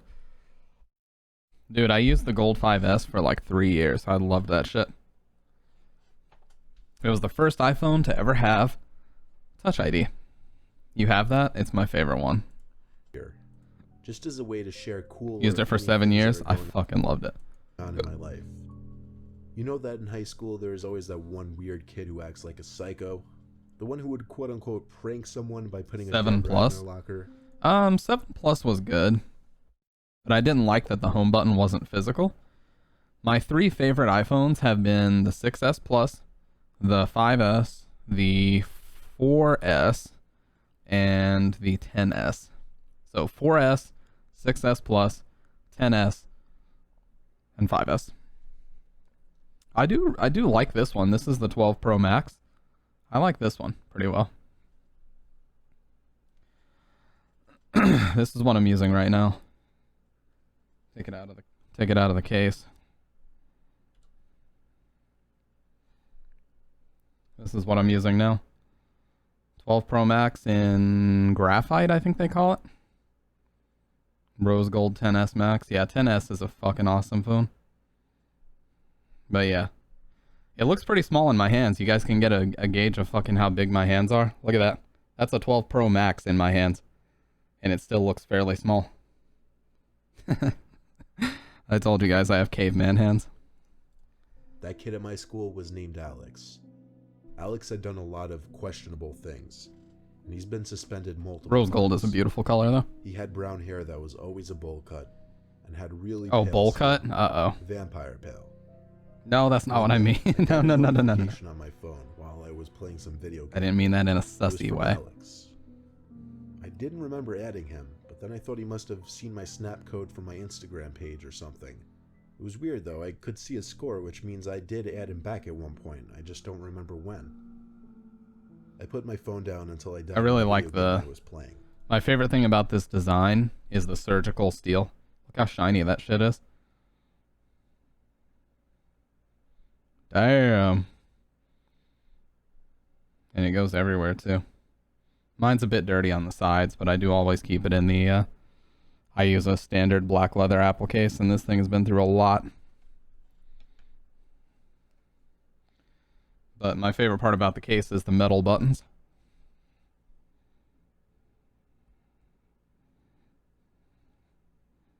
That is Bridget on there, by the way. Yeah, it's leather. I unlocked my phone and opened Alex's snap. It was an extremely zoomed in picture of a door handle. More specifically, What a the locking fuck? mechanism. This guy is a bowl It cut, was so captured already in I'm on the high alert. I actually got a screenshot of the picture. I was kind of creeped out because I knew this kid was the kind of person who would come to your house and do something really messed up. I texted him back, asking why he sent me that picture. He responded with another picture. It was a blurry picture through a window, looking into a house. My heart sank when I realized it was a picture of our kitchen. I also screenshotted this picture. I ran straight to our kitchen and looked out the window. I saw him on my deck, laughing. I ran around the side to our dining room and threw open the door. He was still standing there, but he was holding his hand behind his back. Oh, God. I told him to get off our deck, but he slowly removed his hand from behind his back. He was holding a knife. Oh, my God. I slammed the door shut and locked it. I yelled through the door that if he didn't leave, I would call 911. He smiled at me and slowly walked off our deck. I ran to make sure all the exterior doors were shut and locked. I don't know what he would have done if I hadn't slammed the door shut, but I hope I never have to find out. Holy shit. With the power of gun, you could have stopped him. This is a short story. That's a joke, by the way. It started just 2 days ago, and it has me scared shitless. I tend to get a lot of... Yeah, why didn't they people just heading call in. it from the get-go? Like, as soon as I saw the photo of him standing at the kitchen, I would have just called. Yeah, just do the most unattractive thing you could possibly think of. Farting aggressively would pass. Snapchat. Welcome to the life of a girl. Yeah, see, these videos really open my eyes as to how scary shit can be for you guys.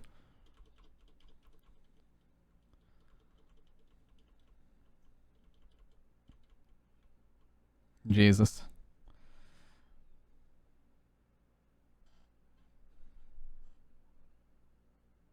Because I have my Snapchat and my Instagram bio. Not to toot my own horn, but I live a kind of lavish lifestyle and show it through my Instagram pictures. One rainy night when I was chilling with my friend, 2 random girls added me on the app. One named Projectile Casey Welsh, diarrhea? the Oh other my Lee god. Owens. I A added geyser? both of them back. They both had really low snap scores though. Like one had a snap score of 200, Oh, here we go. the other had a snap Here score we of go. a couple The cat jam war has begun, dude. thousand. Do we have rat I jam? figured, okay, that was that. We Wait to do. See if they sent me anything.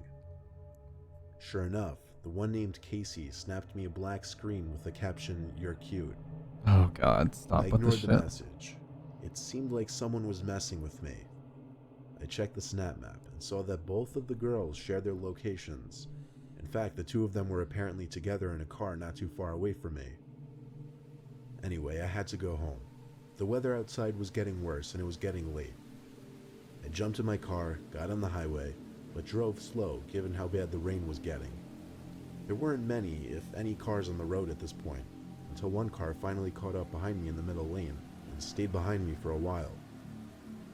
I got off the highway to my town's exit, as did the car behind me. Not really weird. I took the left turn off the main road down the street towards our house.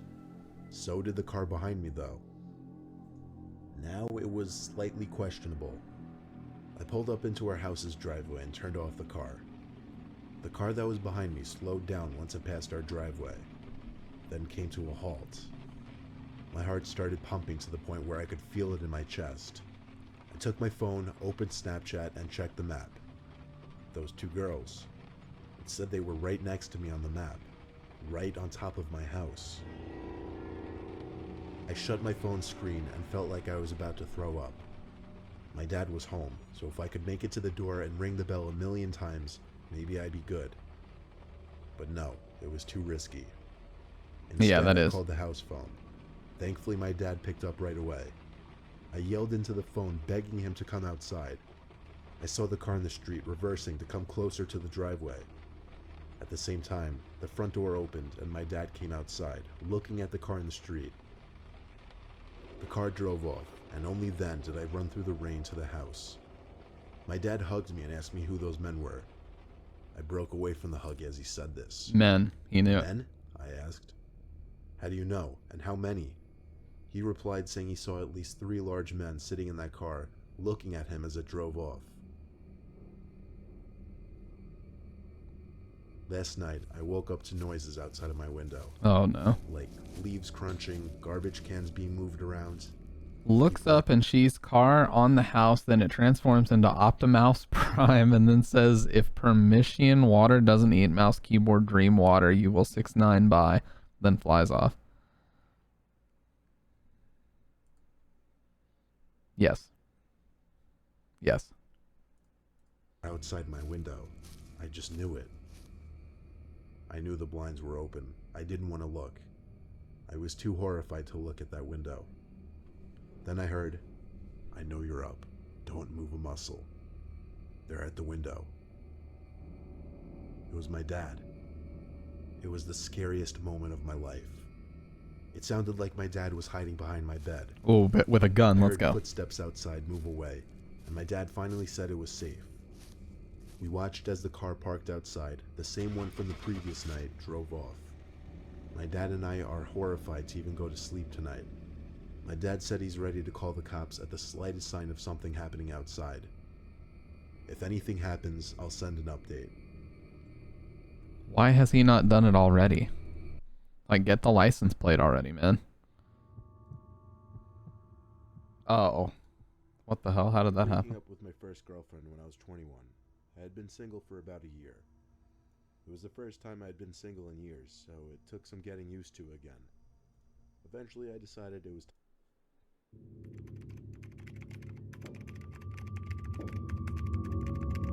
Okay.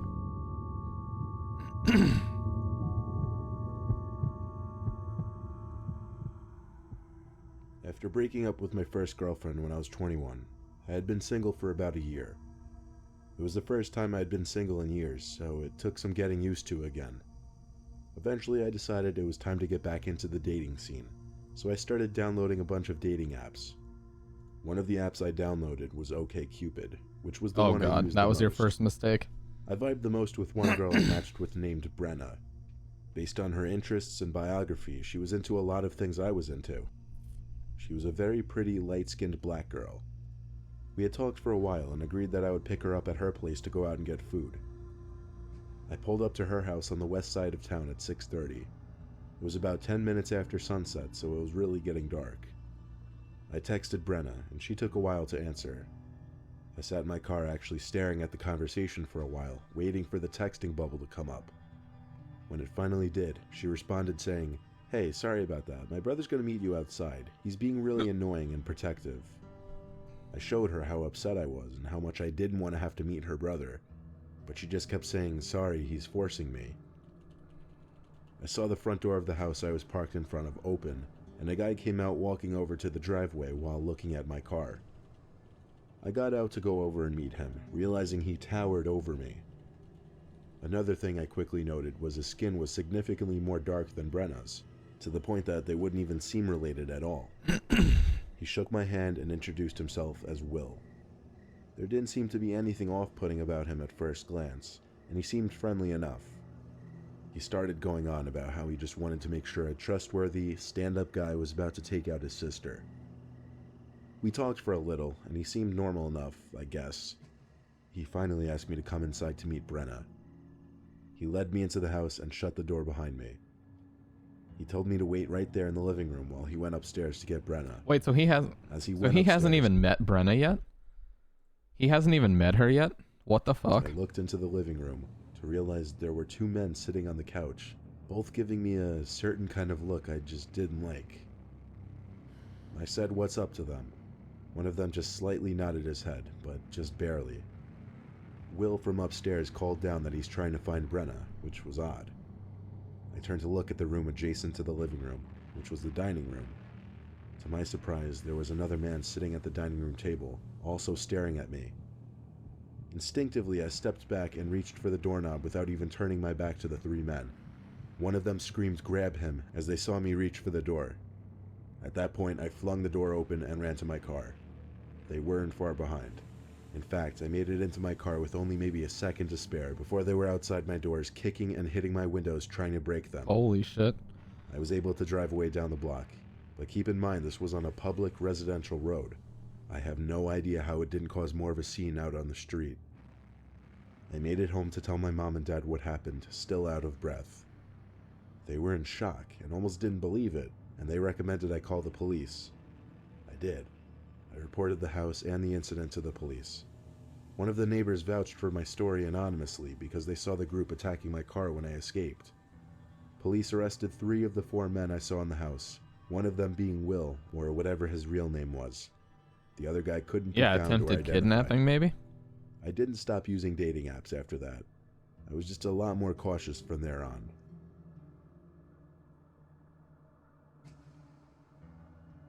Dude, dating apps are so fucking scary. I feel so bad for people that are actually using those right now to try to find At partners. the time of this story, I had already met a total of 3 people on Match.com. It didn't really work out with 2 of them, and the third one I dated for 4 months.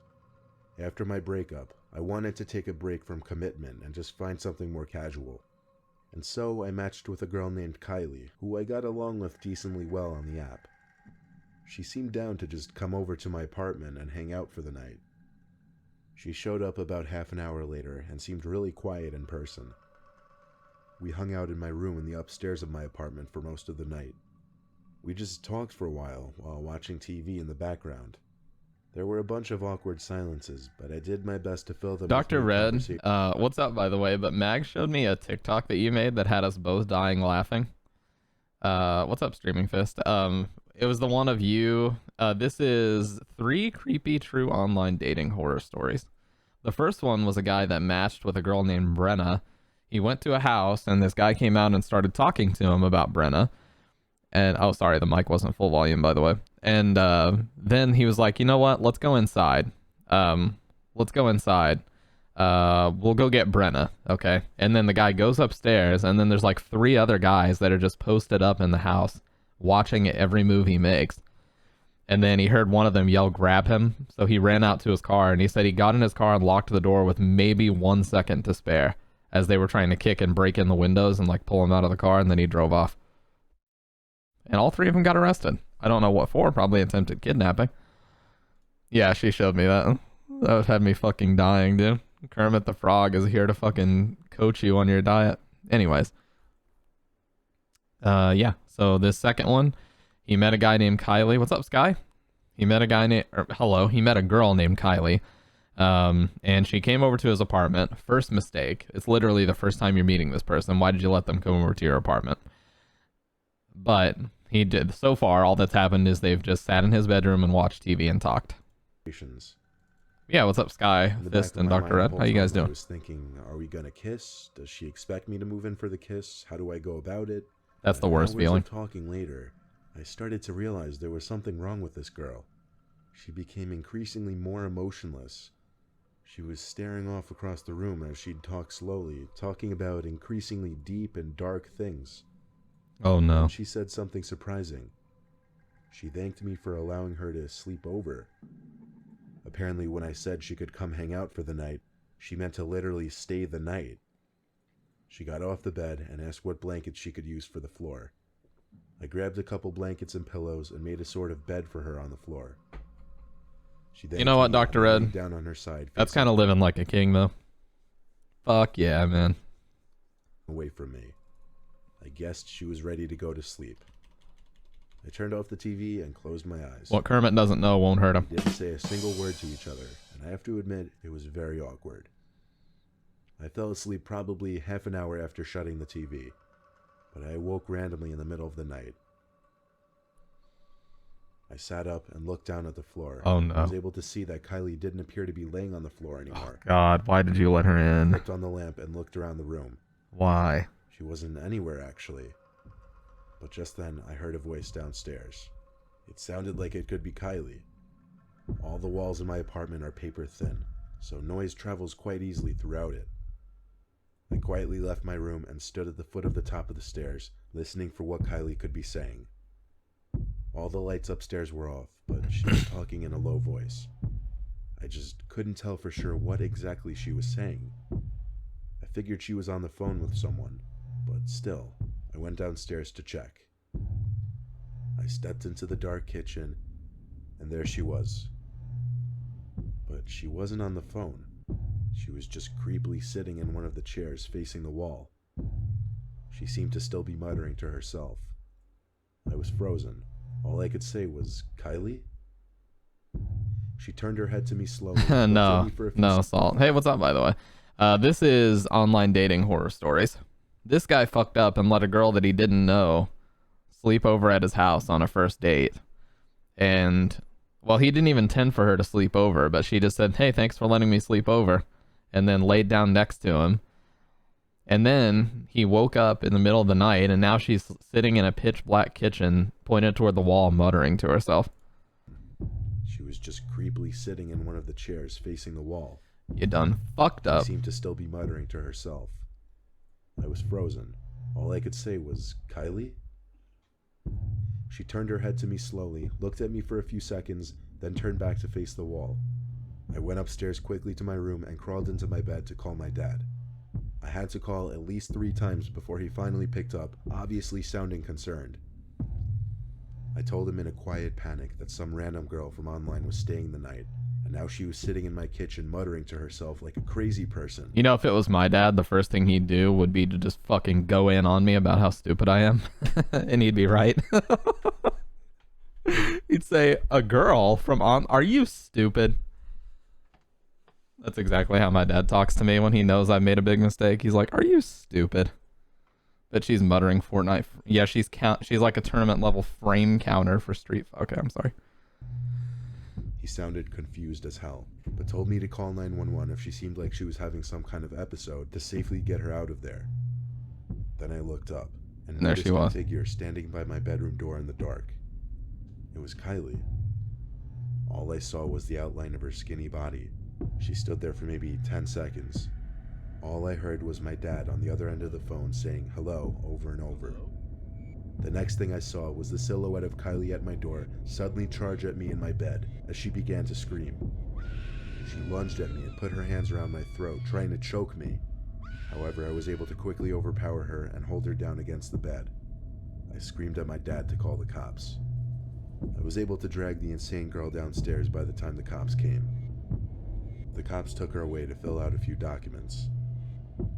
I think it's safe to say that you should always meet people from websites and apps in a safe, public place first. No shit. You don't say. Don't ever. Guys, this is the one moral lesson. If you've learned anything from these videos, no problem, Dr. Ed, by the way, but if you've learned anything from these videos, do not give anybody your address unless you have met them in a public place. You've had a chance to... Yeah, because they met on Match.com and he just immediately invited her over to his house. That's where he fucked up. I'm dropping tons of frames, by the way. Yeah, like that's the thing that you need to take away from all these videos. Fucking meet people in public first, get a chance to scope them out, see how, see how they are, if they seem fairly normal. If things work out, maybe, a few weeks, few months down the line, then you can invite them over and have them meet your family or something, but don't have it just be you on the very, very first night. What the fuck?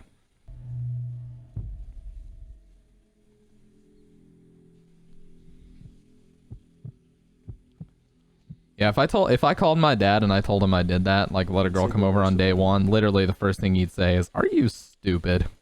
However, I've used apps like Tinder or Badoo just for fun for a long time. He'd be 100% right. Have I met some weird people? Yes. But nothing could have prepared me for what happened in February of 2014. Dead of winter. 2014, bad year, man. Most of all my friends had a horrible year that year as well. What was up with 2014 anyway? The time of year that these apps are perhaps most useful if you're just looking for casual fun when you can't have fun outside. I was using the app Badoo, and at any given moment I would be messaging at least 5 different girls, only because I'd know 9 out of 10 conversations would end up dying. One conversation kept going strong, however. The girl's name was Maria. Every time I'd hear that triple note ding a notification from Badoo saying, "Maria sent you a new message," I'd actually get a little excited. Yep, you light up. I asked if I've been here, man. I've been there. When you're on the dating apps and you're waiting for a message back, especially if it's like Tinder or something, or Meet Me or Match or whatever, and you get that notification that they sent you a message or posted something on your profile, it's like, you just light up. To hang out tonight. She wrote back. Oh, I did? I didn't know that for sure, Salt. I gave it to her without hesitation. She said she'd be right back. I said, "Wait, give me your number so we could text." But she didn't respond. After a few minutes, it said she was offline. The app did that when someone wasn't active for a few minutes. So I figured be back soon. Oh, I patiently waited while going back to watching TV. I kept routinely checking the app to see if she came back online, but she stayed offline. An hour passed, and now it was getting a bit late for her to even come over.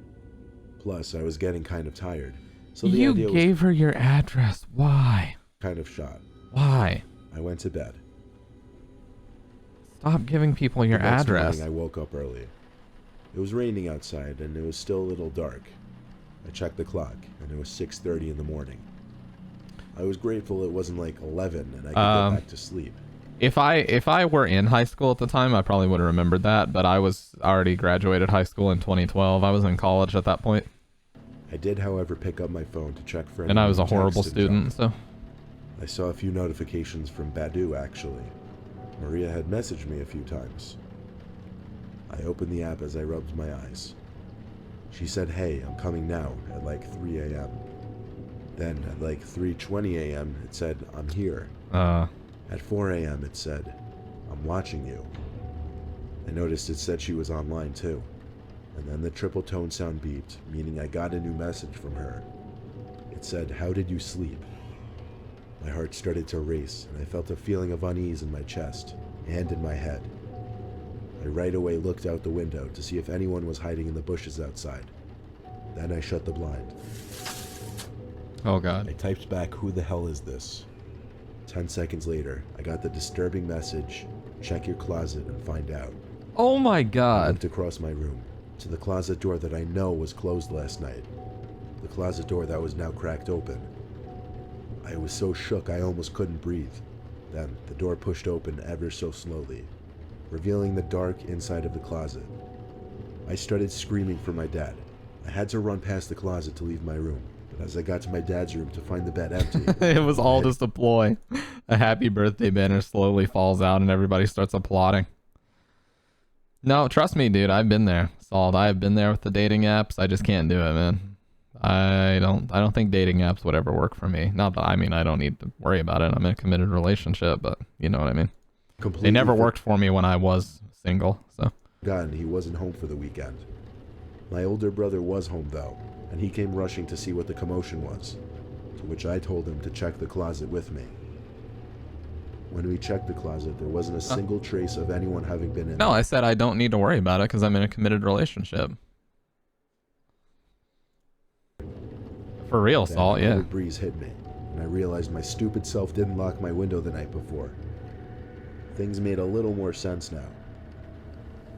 I went to the police station to show the messages on the app in hopes they could track the person, but apparently it wasn't that easy.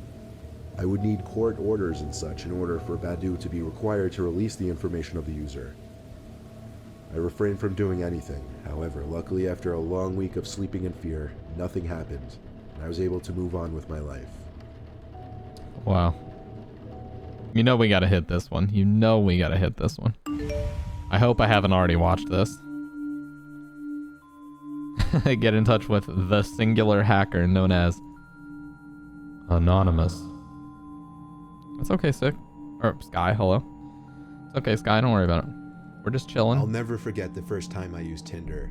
It was 2015 during winter break when everyone was back home from college.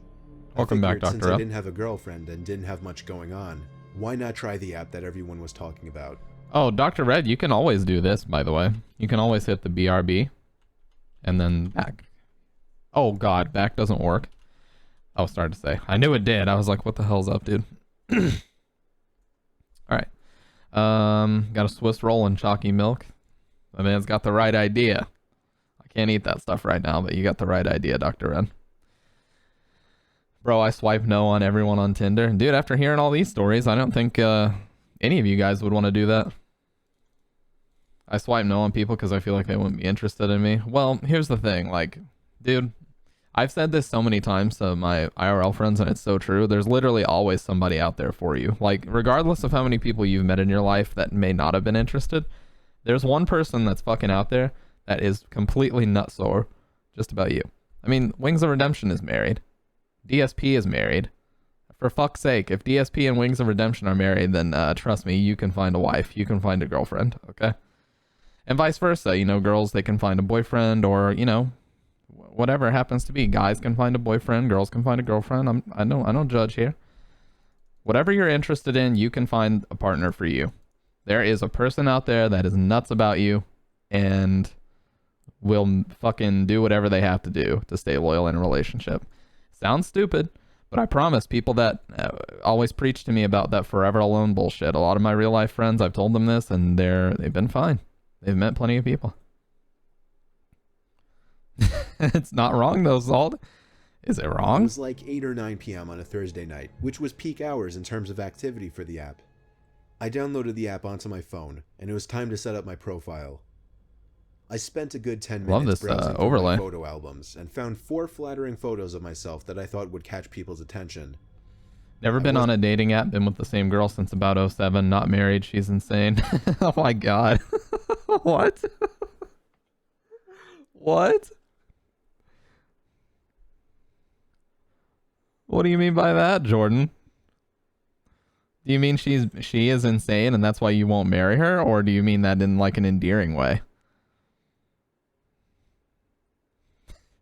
That just caught me off guard. I didn't expect to see that at the end of the message, dude. Wasn't really experienced with the whole witty, funny Tinder bio thing that guys are apparently supposed to do. So I just wrote a few things about myself, like that I was 6 feet tall, played hockey at Penn State, and loved to work out. Oh, here we go. I swiped right for pretty much everyone just to see how many people would right swipe me back. I got through the given 100 likes quicker than I even expected, and didn't get a single match. My self-esteem was now completely in You the don't know toilet. anymore? I always Oh thought of god, myself I'm as sorry, really dude. good looking, so I didn't understand how nobody could have liked me back. After waiting forever for some kind of notification to come up on my screen, I was considering just deleting the app to save myself. Also, let me just point out, there's a girl I used to work with who I always wondered. I asked her because I'd been curious, because people were going on about dad bods at the time, okay? And I was like, we'll call her Meredith. I was like, Meredith, what's the deal with like dad bods versus dudes that are ripped? How do you stand on that? And she was like, I'd rather date the guy with the dad bod, because the guy who's ripped and super muscular is going to spend all of his time at the gym taking pictures of his muscles instead of hanging out with me and spending time with me. And she was like, so they're nice to look at, but they're not nice to date. And I was like, wow, I never fucking thought about it that way. I was like, that's so true, but I've never thought about it that way. You know, Bridget, do you agree with that? Do you agree with that? I said I asked Meredith one time what the deal is with like the whole dad bod thing versus guys that are super muscular and go to the gym a lot. She said, I'll take the guy with the dad bod because a guy that's really muscular is going to spend all of his time in the gym taking pictures of his biceps and shit and not going to spend any time with me. And they're also more likely to cheat because they know more women are interested in them. You agree with that? Same with men. We don't want a model trying to impress men all day on social media. We want a girl we can spend our time with. Dude, I 100% agree. You know, I don't think men want Instagram model women. I don't think that's reality. I think people have been tricked into thinking that's reality, but it's really not reality. I think money has a big influence on that, where people just kind of see these Instagram models and they're like, well, I have a bunch of money in my bank account. Why don't I just basically buy them and they can be my wife? You know what I mean? Never had a dad bod till I was a dad simp. Eating with a pregnant woman is real. Yeah. Don't pregnant women eat like the strangest combinations of food imaginable because they get weird cravings and stuff? Headache, stomachache, and everything is sore. Hoping I don't have the virus because I already had that during 2020. I swear I had it in late 2019, Sky. I swear I did. Bro, I'd rather have a fat or scrawny twink boyfriend to cuddle and watch movies and play games with anyways, regardless of the gym shit. 100%, dude. Because, you know, as great as it might be to be dating somebody that's really attractive, it's like, that's surface level stuff. You know what I mean? And I've talked about this before. It's like, yeah, of course I've come into contact with girls in my life since dating Bridget that I've found physically attractive. But that's like where it ends. You know, it's like the surface level, like human primate monkey crossover shit where it's like, yeah, that person's physically attractive, but I would have no connection with them whatsoever. I wouldn't want to live in the same house as them ever. You know, I don't have that layer of connection with them. And when you finally start to understand that and you can make that separation, that's when you really understand what you want in life. You know what I mean? That's when it's really important. Conventionally attractive people I don't find attractive anyway. Yeah, I would agree with that, honestly. Like, you know, unless it's, you know, I mean, of course, I'm not going to lie. If Bridget started doing it like a goth aesthetic or something, I'd find it hot as hell. But at the same time, I don't need her to do those things. Mine didn't eat weird things, steak, bread, potatoes almost every day. She's got the right idea. She had the right idea. When my aunt was pregnant, she wanted ice with milk and pickles. Ugh. Esteem. But finally, a single vibration I want someone who we can work together no matter the looks. Exactly. The amount of shit that me and her have been through, dude, it is the laundry list of shit that we have been through together is unbelievable. It's like, why would I throw all of that away just because I find somebody else physically attractive? Like, that's so fucking stupid. All that time, fuck that. All that experience, you know? All the stuff we've done together, like, you know, just playing games or watching movies, talking about shit that's happened in our past. Like, why would you just throw all that shit away? Anyways, I'm getting off topic here. After waiting, I think no makeup and stuff looks better. What really attracts men is something like a smile and a calming voice. Femboys, on the other hand, though, reporting in. Just kidding. I'm not a femboy. You know, some people for a while thought that I was gay. In this very stream, some people thought that I was gay just because I do the eyeliner thing. It's like, dude, how many of your favorite bands have worn this shit over the years? I mean, come on, man. You probably could be. If I wanted to be, I could be. I'm just going to start, whenever I go live, I'm just going to say local femboy goes live. Some kind of notification to come up on my screen. I was considering just deleting the app to save my self-esteem. Cheers to all the femboys. A single vibration from my phone, along with the message, "Congratulations, you have a new match," popped up on my phone. Overly excited, I went back into the app and saw that I could be wearing a skirt right now. Well, I'm actually wearing boxers, but that, you know, whenever I stream, I like to just be comfortable and wear boxers. She had 4 photos as well. One in a bikini with a sometimes friend, pajama one pants with though. 2 girls kissing her on either cheek, one with her leaning on a brick wall, and one that appeared to be taken at a college frat party. She was 20 years old, just like me, and she went to Syracuse University. Syracuse. I messaged her just a plain old hey with a smiley face. Oh no. 10 seconds later, she responded, "Hey cutie." Oh, no. No girl says that. No girl says that. This is 100% a pedophile in his 40s. Something smart to say. Eventually, I wrote something about... Me and Mag have talked about this. If there's an older guy that uses the term cutie, there's a 100% chance that they're a creeper. About her sorority and that I had a friend in the same sorority at my school or something lame like that. She responded really quickly again, this time saying, "OMG, that's so cool," and then a smiley face. I was typing my response when she sent another message saying, "You're so cute and so close. What are you doing tonight?" At this point, I was excited. I thought this app was easier than I thought it would be. I responded quickly, saying, "Just watching Elf, you know, pretty exciting stuff." She yeah, 100%. Back, saying, "OMG, no way, me too. You should come over watching and we can Elf watch it together." Oh no. Face. I told her I was down and asked for her number. She gave it to me quickly, and I waited a minute before texting her just so I wouldn't seem desperate. When I texted her, the message was sent the fucking fact that this person is trying to convince him that 2 human beings at one time were watching the fucking movie Elf should have been enough of a red flag. You already fucked up. Text message indicating this person wasn't using the iMessage app. I said hey once again. She replied, "Hey, come now." Green bubble gang. An address. The address was 5 miles from my house, or 10 minutes, which wasn't bad at all. For real, Streaming Fist, that's the red flag. Way. Before leaving, I told my mom I was going out and left. The address was on the quieter side of town, not necessarily a nice kind of quiet. I pulled up to the house. It had a decent location privacy-wise. Across the street were one of those huge pieces of land surrounded by trees. Fuck yeah, Sky. You know what?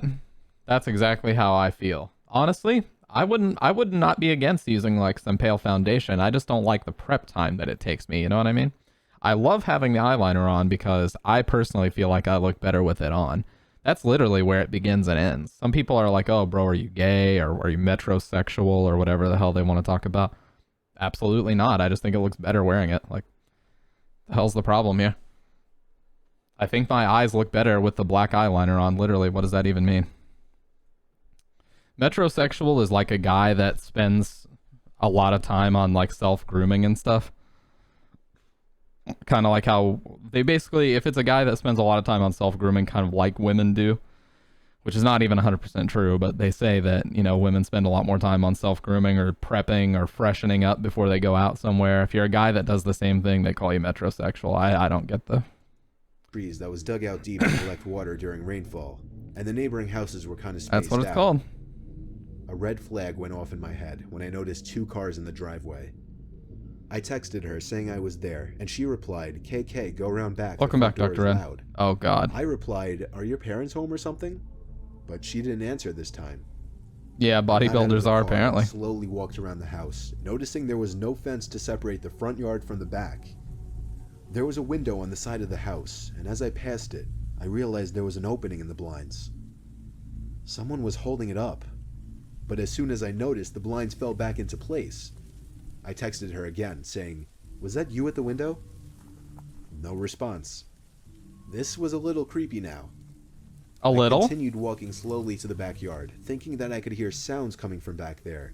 For example, the brief sound of a yard chair scraping against the concrete. What's up, Jacob? I'm so nervous to turn that corner into the backyard. Been a hot minute since I've seen you in here, man. And just ever so gradually poked my head around the corner to see if anyone was in the backyard.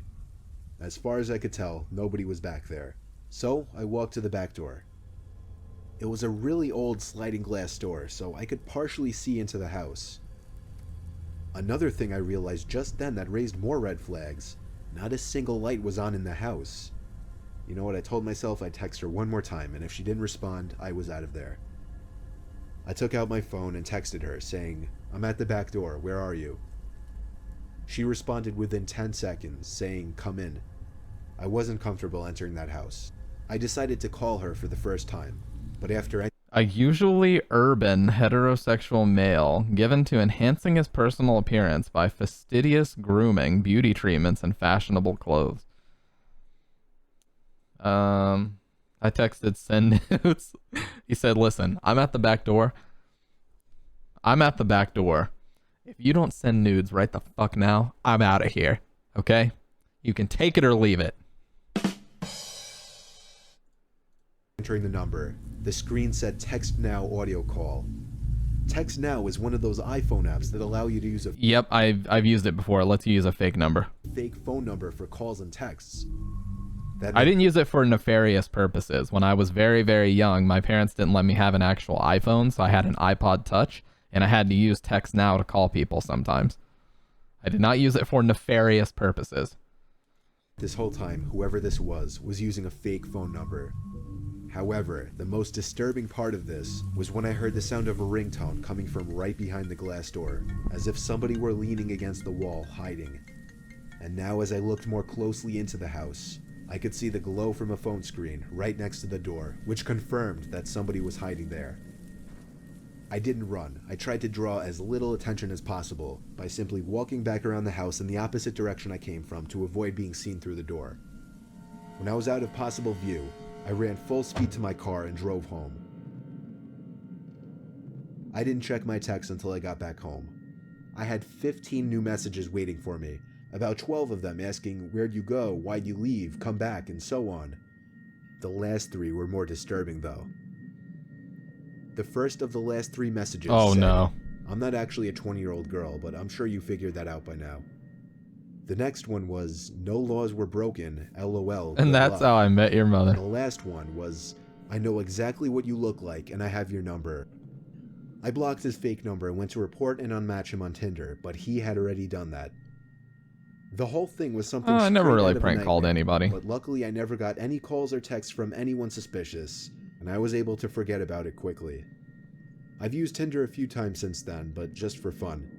I've never actually made an effort to go out and meet anyone from the app ever again.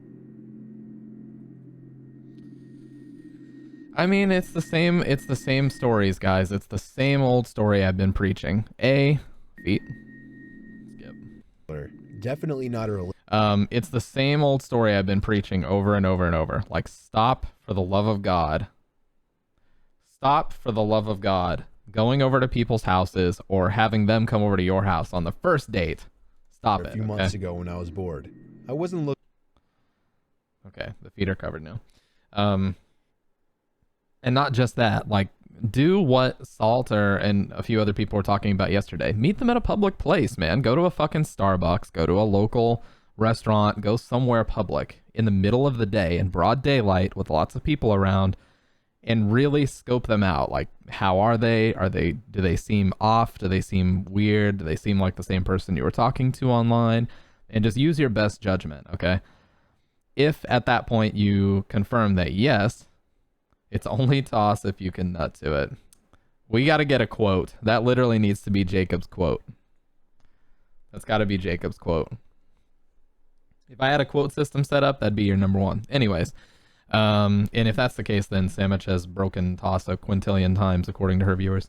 Anyways, yeah, just meet him in a public place. Use your best personal judgment, and yeah, like just don't give anyone your address. And especially when we were listening to the Snapchat shit, man, don't use SnapMap. Come on, man. Don't use anything in a dating app that tells people literally exactly where you are, especially if you're going to piss them off or block them or something and they're creeping on you. Turn that bullshit off, man. You don't even realize, some people don't even realize how many apps are using your location data without your permission, or if you just tap through it to open the app the first time and you don't think about it. You know, every time you talk to somebody, it could very well be telling them exactly where you are. Do they seem like a 50-year-old man pretending to be a 20-year-old dude or 20-year-old girl? Like that guy could have been. Thing in particular, definitely not a relationship, though. Just one of those times to see who swiped me for fun and having disturbing. Pointless chats. Plus, there was always that chance that a girl would be down to meet up for the night and, you know, Clara. maybe I'd get lucky. That didn't happen this night, though. I was the opposite of lucky. My first 20 or so swipes were full of matches. I sent corny pickup lines to a few of them that I found attractive. However, there was one girl who messaged me first. No relationship whatsoever. Fucking flee. That's it. That's the beginning and end. Michelle. She was a 23-year-old blonde. She was a solid 9 out of 10, almost unrealistically attractive. So the fact that she said hey first was pretty intoxicating, and I was a little intoxicated. Swiping yes on every single girl down, catastrophic, dude. And eventually things were going so smoothly that I decided to try and be ballsy and turn the conversation sexual. That went smoothly as well. So I escalated things even more by getting her number and then texting her to try and set something up that same night. Blonde is an automatic no. Delight, she seemed really willing, but she wanted to meet out somewhere and hang out first before going back to her place. Sensible. I was fine with that. Yeah, sensible. And so she seemed to take charge and set up a time and place to meet. She said she wanted to hang in a small park. Not a booty call, just looking for someone to protect me from the boogie monsters this October. Oh my god. Close that shit. By her house first at 10 o'clock. It was a little odd, but I was down. Get it out of here. I literally counted the minutes until around 9:45 when I decided it was time to leave. Before leaving, I sent a quick confirmation text and she said she was still down to meet. The drive to this small residential park was maybe 10 minutes, so I got there a little early. I walked over to the swing set, the exact point where she wanted to meet. I didn't want to let her know I was early because I thought that might make me seem needy or anxious, so I waited until exactly 10:02 on the dot to text her saying I was there. This was when she stopped responding. 10:05, 10:10, sitting there waiting with no response. The night. Why would you meet someone at night? Toes. Exactly, Jordan. So I hid in the tree. I set up my tree stand. Of course, at first I figured she was driving and couldn't check her phone. I brought my camping supplies. But as the minutes passed, that idea started to become less realistic, and the idea that she flaked was becoming more realistic. The playground area was surrounded by trees. In fact, this whole park was very woodsy. And having been a weeknight... Speaking of driving, stay in your fucking car. Don't leave your car, just in case shit goes down. Stay in your car with your doors locked. ...about at this time. So honestly, it was kind of creepy sitting in that park alone. The only reason I could see was because of the motion-detecting light mounted onto the small bathroom shack. In one direction, the park turned to complete woods for miles, while in the other direction, beyond a few trees, was the neighborhood road. I was sitting on the swing, pushing back and forth in boredom and disappointment. When I froze, the sounds of the squeaky metal swing chains stopped, allowing me to hear something echo out from the little bathroom shack. It sounded like, you know, a typical sound you'd expect to hear from inside one of those bathrooms. Like somebody pressing down on the handle of the paper towel dispenser or something like that. What I'm trying to say, it sounded intentional, meaning someone might have been in there. Now this wouldn't be a completely strange thing. After all, it's a public park. Only I would have thought that they would lock the bathrooms up at this hour. And who else would actually be in this tiny park at 10:15 on a weeknight? Why were you here at Then I night? suddenly felt a vibration in my pocket. Broad daylight, man. So excited, I whipped out the phone and saw a new text from Michelle. The text said exactly this. Hey, just got here. Come into the bathroom. I have a surprise for you. My heart dropped as I read this. I felt butterflies in my stomach. Not like an innocent nervousness, more like a disturbed and freaked out feeling. My thumbs were hovering over the phone as I was conjuring up something to type in response. Get out now. Then she sent another text saying, "Get off the swing and come here." As I read the text, I looked up to the tiny bathroom building and opened my mouth, almost ready to scream, when I saw half of a person's face peering out from the entrance from one of the bathrooms, leering over to me on the swing. Only for maybe half a second did I actually see a good portion of their face though, because they slowly moved out of sight. To be honest, in the heat of the moment, I couldn't even tell if it was a male or female, but I knew something bad was going on, and I knew I was disturbed as hell by this situation. So I got off the swing quietly and tiptoed away from the playground. When I was far enough away, I ran for it back to my car. That run back to my car itself was one of the most horrific experiences of my life. Oh, yeah. Because I had the constant fear of somebody chasing. I'm sure there's a desperate... We just go in there with no pants on. Just remove the pants. I'm here. Let's have sex in a public park at 10 p.m. Let's go. Me in the back of my mind. Who would be here at 10:15 at night? Hello? Yeah, you. There was a bust of guys meeting in parks that night in my city, like 20 people.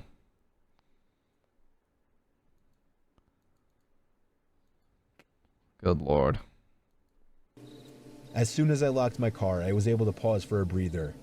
But up until that point, nothing compared to the gut-wrenching fear that I felt when I took one last look into the park and saw a grown man emerge from the trees running towards my car. I turned the key in the ignition and practically threw the car in drive before it was even fully started.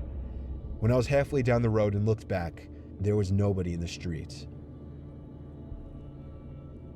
When I pulled into my driveway, I sat there for 10 minutes, thinking and reflecting. I felt like I had become a changed person at that moment. Yep. Like I knew what it truly felt like to appreciate life after having my life threatened. I deleted my Tinder account and then deleted the app. I didn't tell any of my family members besides my older brother. I've had a girlfriend for the past 2 months, so luckily, I don't even have to think about using that app anymore. Running behind you at 40. The T-1000, dude. And as you're driving off, his fucking hands turn into metal hooks and they grab onto the back of the fucking trunk as he scrapes on the road while you're driving. Dude, these are the best ones. The dating ones are the best. I think we already watched this one. I'll call him Ben for this story. One night, he hadn't snapped me in a while, so I sent him a funny picture. He didn't open it for a while, so I sent another funny photo of myself. Scary true social media horror stories. Let's watch this one. Or Instagram we could do, but I think we watched this one. Yeah, we'll watch this one. And last one. Is this dude American? Where's his gun? Well, unless you're in Texas or the South like that. Uncle Ben on Tinder, he cheating on it. Oh, no. That was Snapchat, though. He didn't answer, so I sent him a dick pic to get his attention. After he pulled out the microscope and looked at the dick pic. Through my feed. I saw my best friend Alexis posted a picture of herself sitting by the side of her backyard pool with her friend, so I liked it and planned on leaving a comment. I read through all her other comments first, and at the very bottom, a comment left only a minute ago was from a man with the username Jam00235. It said, "You are a very hot little lady." Oh no. I should mention we're both 16, and when I clicked on this guy's profile, This blur is killing me. he appeared to be like 40. Most of his pictures were of random landscapes. Some were of varying random objects, like a half-full bottle of beer and some weird stone statue. Most of his pictures had no likes. Some had like 1 or 2 likes at most. He only had 15 followers, yet he followed over 100 people, including Alexis. I texted her about the comment and told her she should remove it and block his account. The blur was killing me. She promptly replied, "Yeah, I know, it's so creepy." She blocked the account, and I went about. I remember hitting up people on Craigslist to collaborate on music. Some person reached out to me with a Google number and wanted me to meet at this house 30 minutes out of town in the middle of nowhere. I wonder whatever happened to that guy. LOL. Yeah. Dude, I have kind of had similar stories, but like once I kind of scoped out the situation, I understood that it was not what I thought it was. Like, of course, there were a couple girls on this app called Meet Me, and this is like 2013 or 14 when this happened. And yeah, they just seemed cool. They seemed like people I'd want to hang out with, and then it would always come down to something weird like that. Hey, let's meet. Let's meet. It would always be like 9 or 10 p.m. It's like, I'll be free at 10 p.m. and let's meet at this park. It's like, no, fuck that bullshit. Or let's meet at my house at 10 p.m. at night. It's like, fuck that bullshit. You think I'm just gonna go to some stranger's house at 10 p.m.? How dumb do you think I am? Liking and commenting on the picture like I originally planned on doing. The next day after school, Alexis and I walked home together since we lived right across the street from each other. On our way home, we noticed a white car driving slowly in the street Let's next meet to behind us. Wendy's at 2 a.m. It was a little suspect, so Alexis told me to come to her house with her. Whoever was driving that car slowed down when we got to her house, then sped away as soon as we entered. It was the sketchiest thing we'd ever seen, and we almost felt like we were being followed. I stayed over Lexi's house the rest of the day. We worked on our biology project together. Then we just hung out until late at night since we had no school the next day. Alexis is the old man. It was often that I'd spend the whole day Lexi at is the old Lexi's man. house. This was one of those times. We ordered a pizza since Lexi's parents weren't home. That also meant it was just the two of us in the house, so we were being as loud as we wanted. We heard a knock at the front door of the house. Just Thought it was the slightly, pizza though, guy. since we were upstairs in her room. Alexis went downstairs to open the door, but she's a really cautious person, so when I didn't hear her open the front door, I had a feeling she was peeking out the window to make sure it was the pizza guy. I was confused when I heard her quietly rushing back up the stairs into her room. She shut the door and looked at me with her mouth wide open, and said there's some creepy guy on her stoop. I didn't believe her. I thought it had to be the pizza guy. Oh I went god. downstairs Jacob. with her to They're check 16, the window. dude. There was no one on the stoop, though. As she was swearing that she wasn't lying, the doorknob to the back door turned. Someone tried pushing the door open, but the lock prevented it. We looked at each other with horrified expressions on our faces and ran back to her room. She locked the door and sat in fear on her bed. Yeah, but We thought dude, his- Salt, we just listened to some stories yesterday about a guy that was selling a mini fridge, and there was an actual fucking corpse in the place. The guy was just trying to sell a mini fridge. The guy walks in, and they're like, "Oh yeah, he's like, my mom is really old, by the way, so you'll have to do the lifting." And he's like, "Oh, that's fine. I'll just go grab it. Which room is it in?" So they tell him which room it's in. He goes in there, and the corpse of an old lady is just fucking there, like decomposing. And then they start stomping on the floor above him to freak him out, and then he runs away. Like, Jesus Christ, man, all over a fucking mini fridge. As long as we waited in her room, we'd be okay, and whoever was out there would go away. But something completely unexpected happened next. Alexis screamed and pointed at the window, where a man's head was visible, looking into the room. The man was Got holding him. a camera up to the glass. Oh, not the What made camera. the sight even more horrifying was the fact that we were on the second floor, which meant this man climbed up onto the patio roof. I screamed in horror too as we ran to the basement, perhaps the safest place in the house. We stayed down there the rest of the night until Lexi's parents came home, and we told them all about what happened. They were shocked, but really what could anyone do? I went home that night to see a text on my phone from Alexis, saying she just looked back at the random man's Instagram account and saw that the person's face matched the person who was at the window. I looked at it too and agreed. I told her to report the account to the authorities. She didn't know how. Honestly, I didn't either, so I told her to wait until the next day to figure it out. However, the next day, the account was deleted. Either that or renamed. No one ever saw that man again, but we do keep our Instagram accounts on private now. How did he find their house?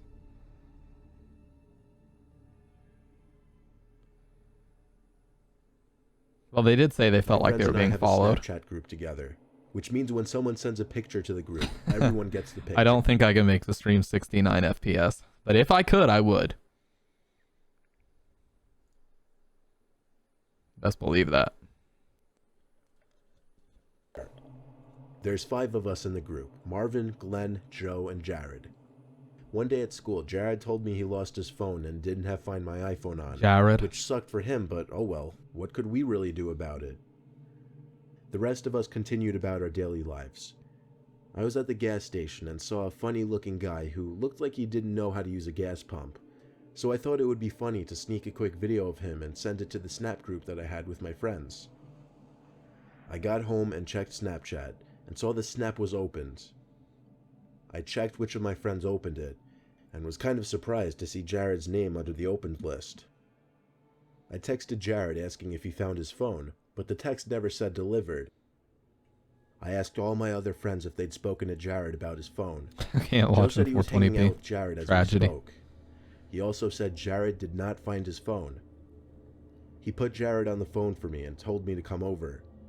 When I got to Joe's house, he and Jared had already thought to look at the Snap map to see that the location had not been turned off, and it said whoever was using Jared's phone last opened it 4 minutes ago. Its location was an abandoned construction grounds. Ready to go kick some ass, or at least thinking we were, we agreed to drive down to the construction site. Getting there was quick and easy, but hopping the fence and navigating in the dark was a different story. According to the Snap map, Jared's iPhone was somewhere in a big abandoned building in front of us. The 3 of us, all above 6 foot, definitely felt we could get the Hey, what's better up, of anyone Ryrock? in a fight. How have you been doing lately, man? We haven't really been talking a whole lot. What have you been into? What was this person? And so we went there ourselves instead of calling the... You can stream in 69 FPS. I'm doing it next stream. Imagine the title. I can just make the most clickbaity title imaginable. 69 FPS streaming, boys. Doing in this building at this hour? The situation was just too unsettling.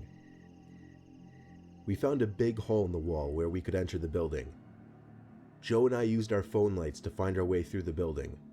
It was cold and empty in there, besides the rubble and graffiti everywhere, and every little sound created an echo. The last time Snapchat updated Jared's location was 5 minutes ago, but the location was right on top of us. It didn't seem like anyone or anything was on the first floor, so we went to the second floor. We found ourselves in a big empty room. Why? Why are there Joe no checked police the here? location of Jared's phone one more time, and it appeared that all 3 of our phones were in the same exact location, which was weird. Where could his phone be? The sound of a digital camera shutter, accompanied with a blindingly bright flash coming from an adjacent room, made the 3 of us freeze like a deer in headlights. Then Jared was the first one to run for it, screaming. Joe and I followed suit, running back down the stairs and out the hole to the outside. We got to the car and drove back to Joe's house. On the way back, Joe and I got a Snapchat from Jared's phone. I was the first one to open it, and it was a picture of the 3 of us, standing in that room, with the caption, "Run." We never went back to that building for his phone. In fact, No after that, shit. the location on Jared's phone was turned off, until of course, Jared signed in on a different phone.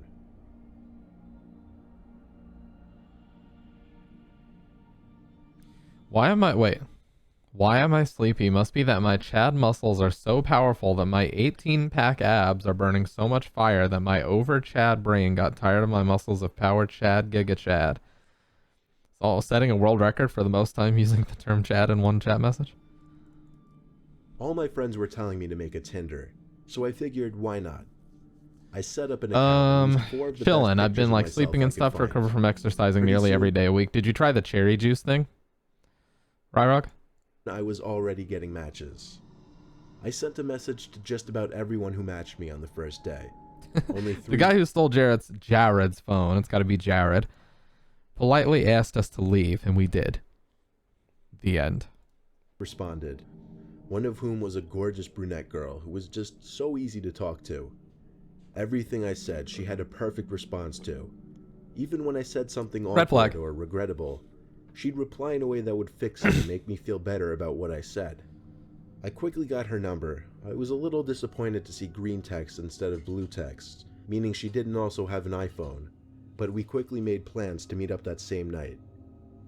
She wanted me to come over to her place to hang out. I was okay with that. It said her house was 20 minutes away on my phone. I left Fucking iPhone bros. Yeah, what? I was a little disappointed to see that she didn't also have the same type of phone as me. Like, what the hell's that all about, dude? Literally, phone choice means fuck all. Can you text? Can you open the apps on it? You're good. 6 minutes of shadow boxing at home. Yeah, that's cool, man. You got to post a, you know, you got to keep us up on progress and stuff. You don't got to post pictures of your progress or anything, but yeah, just let us know like how that's going. Right, Rock? Why are they so concerned if others have iPhones? I don't know, man. It's weird. Like, I use an iPhone, but I don't give a fuck if somebody else does. I was a little disappointed to not see the blue bubbles, dude. Shut the fuck up. I pulled up to the address. Apparently, it was a small condominium type building. Honestly, it looked kind of ghetto and sketchy. I texted her to let her know I was there. She replied back quickly saying the outside door was broken, so I'd have to enter the condo from the front door and knock on the door in the hallway. They always say things like this. The hallways had a weird, dreary lighting about them, and the doors to the condos looked kind of worn out. It was a tiny place. There were maybe 10 condos in total in the whole building. I came to the door with the number 7 on it, the door she told me to come to, and noticed it was half open. Inside, I could see a dark apartment-like room lit up only by the blue glow of the TV that was on. I knocked on the door, making it open a little more, making the crack between the door and the door hinges slightly bigger, which allowed me to see someone standing behind the door. Yeah, with their eye pressed up to the crack, looking. If you can't meet outside, that's it. At me. It appeared they were waiting for me to enter to catch me by surprise and grab me. I figured this out right away, so I pulled the door shut and took the few seconds of time it might buy me to run back out the door I came in and back to my car. I drove home feeling like my heart was punching my chest the whole way back. I deleted my Tinder that same night and never touched the app since. Yeah, that'll do it.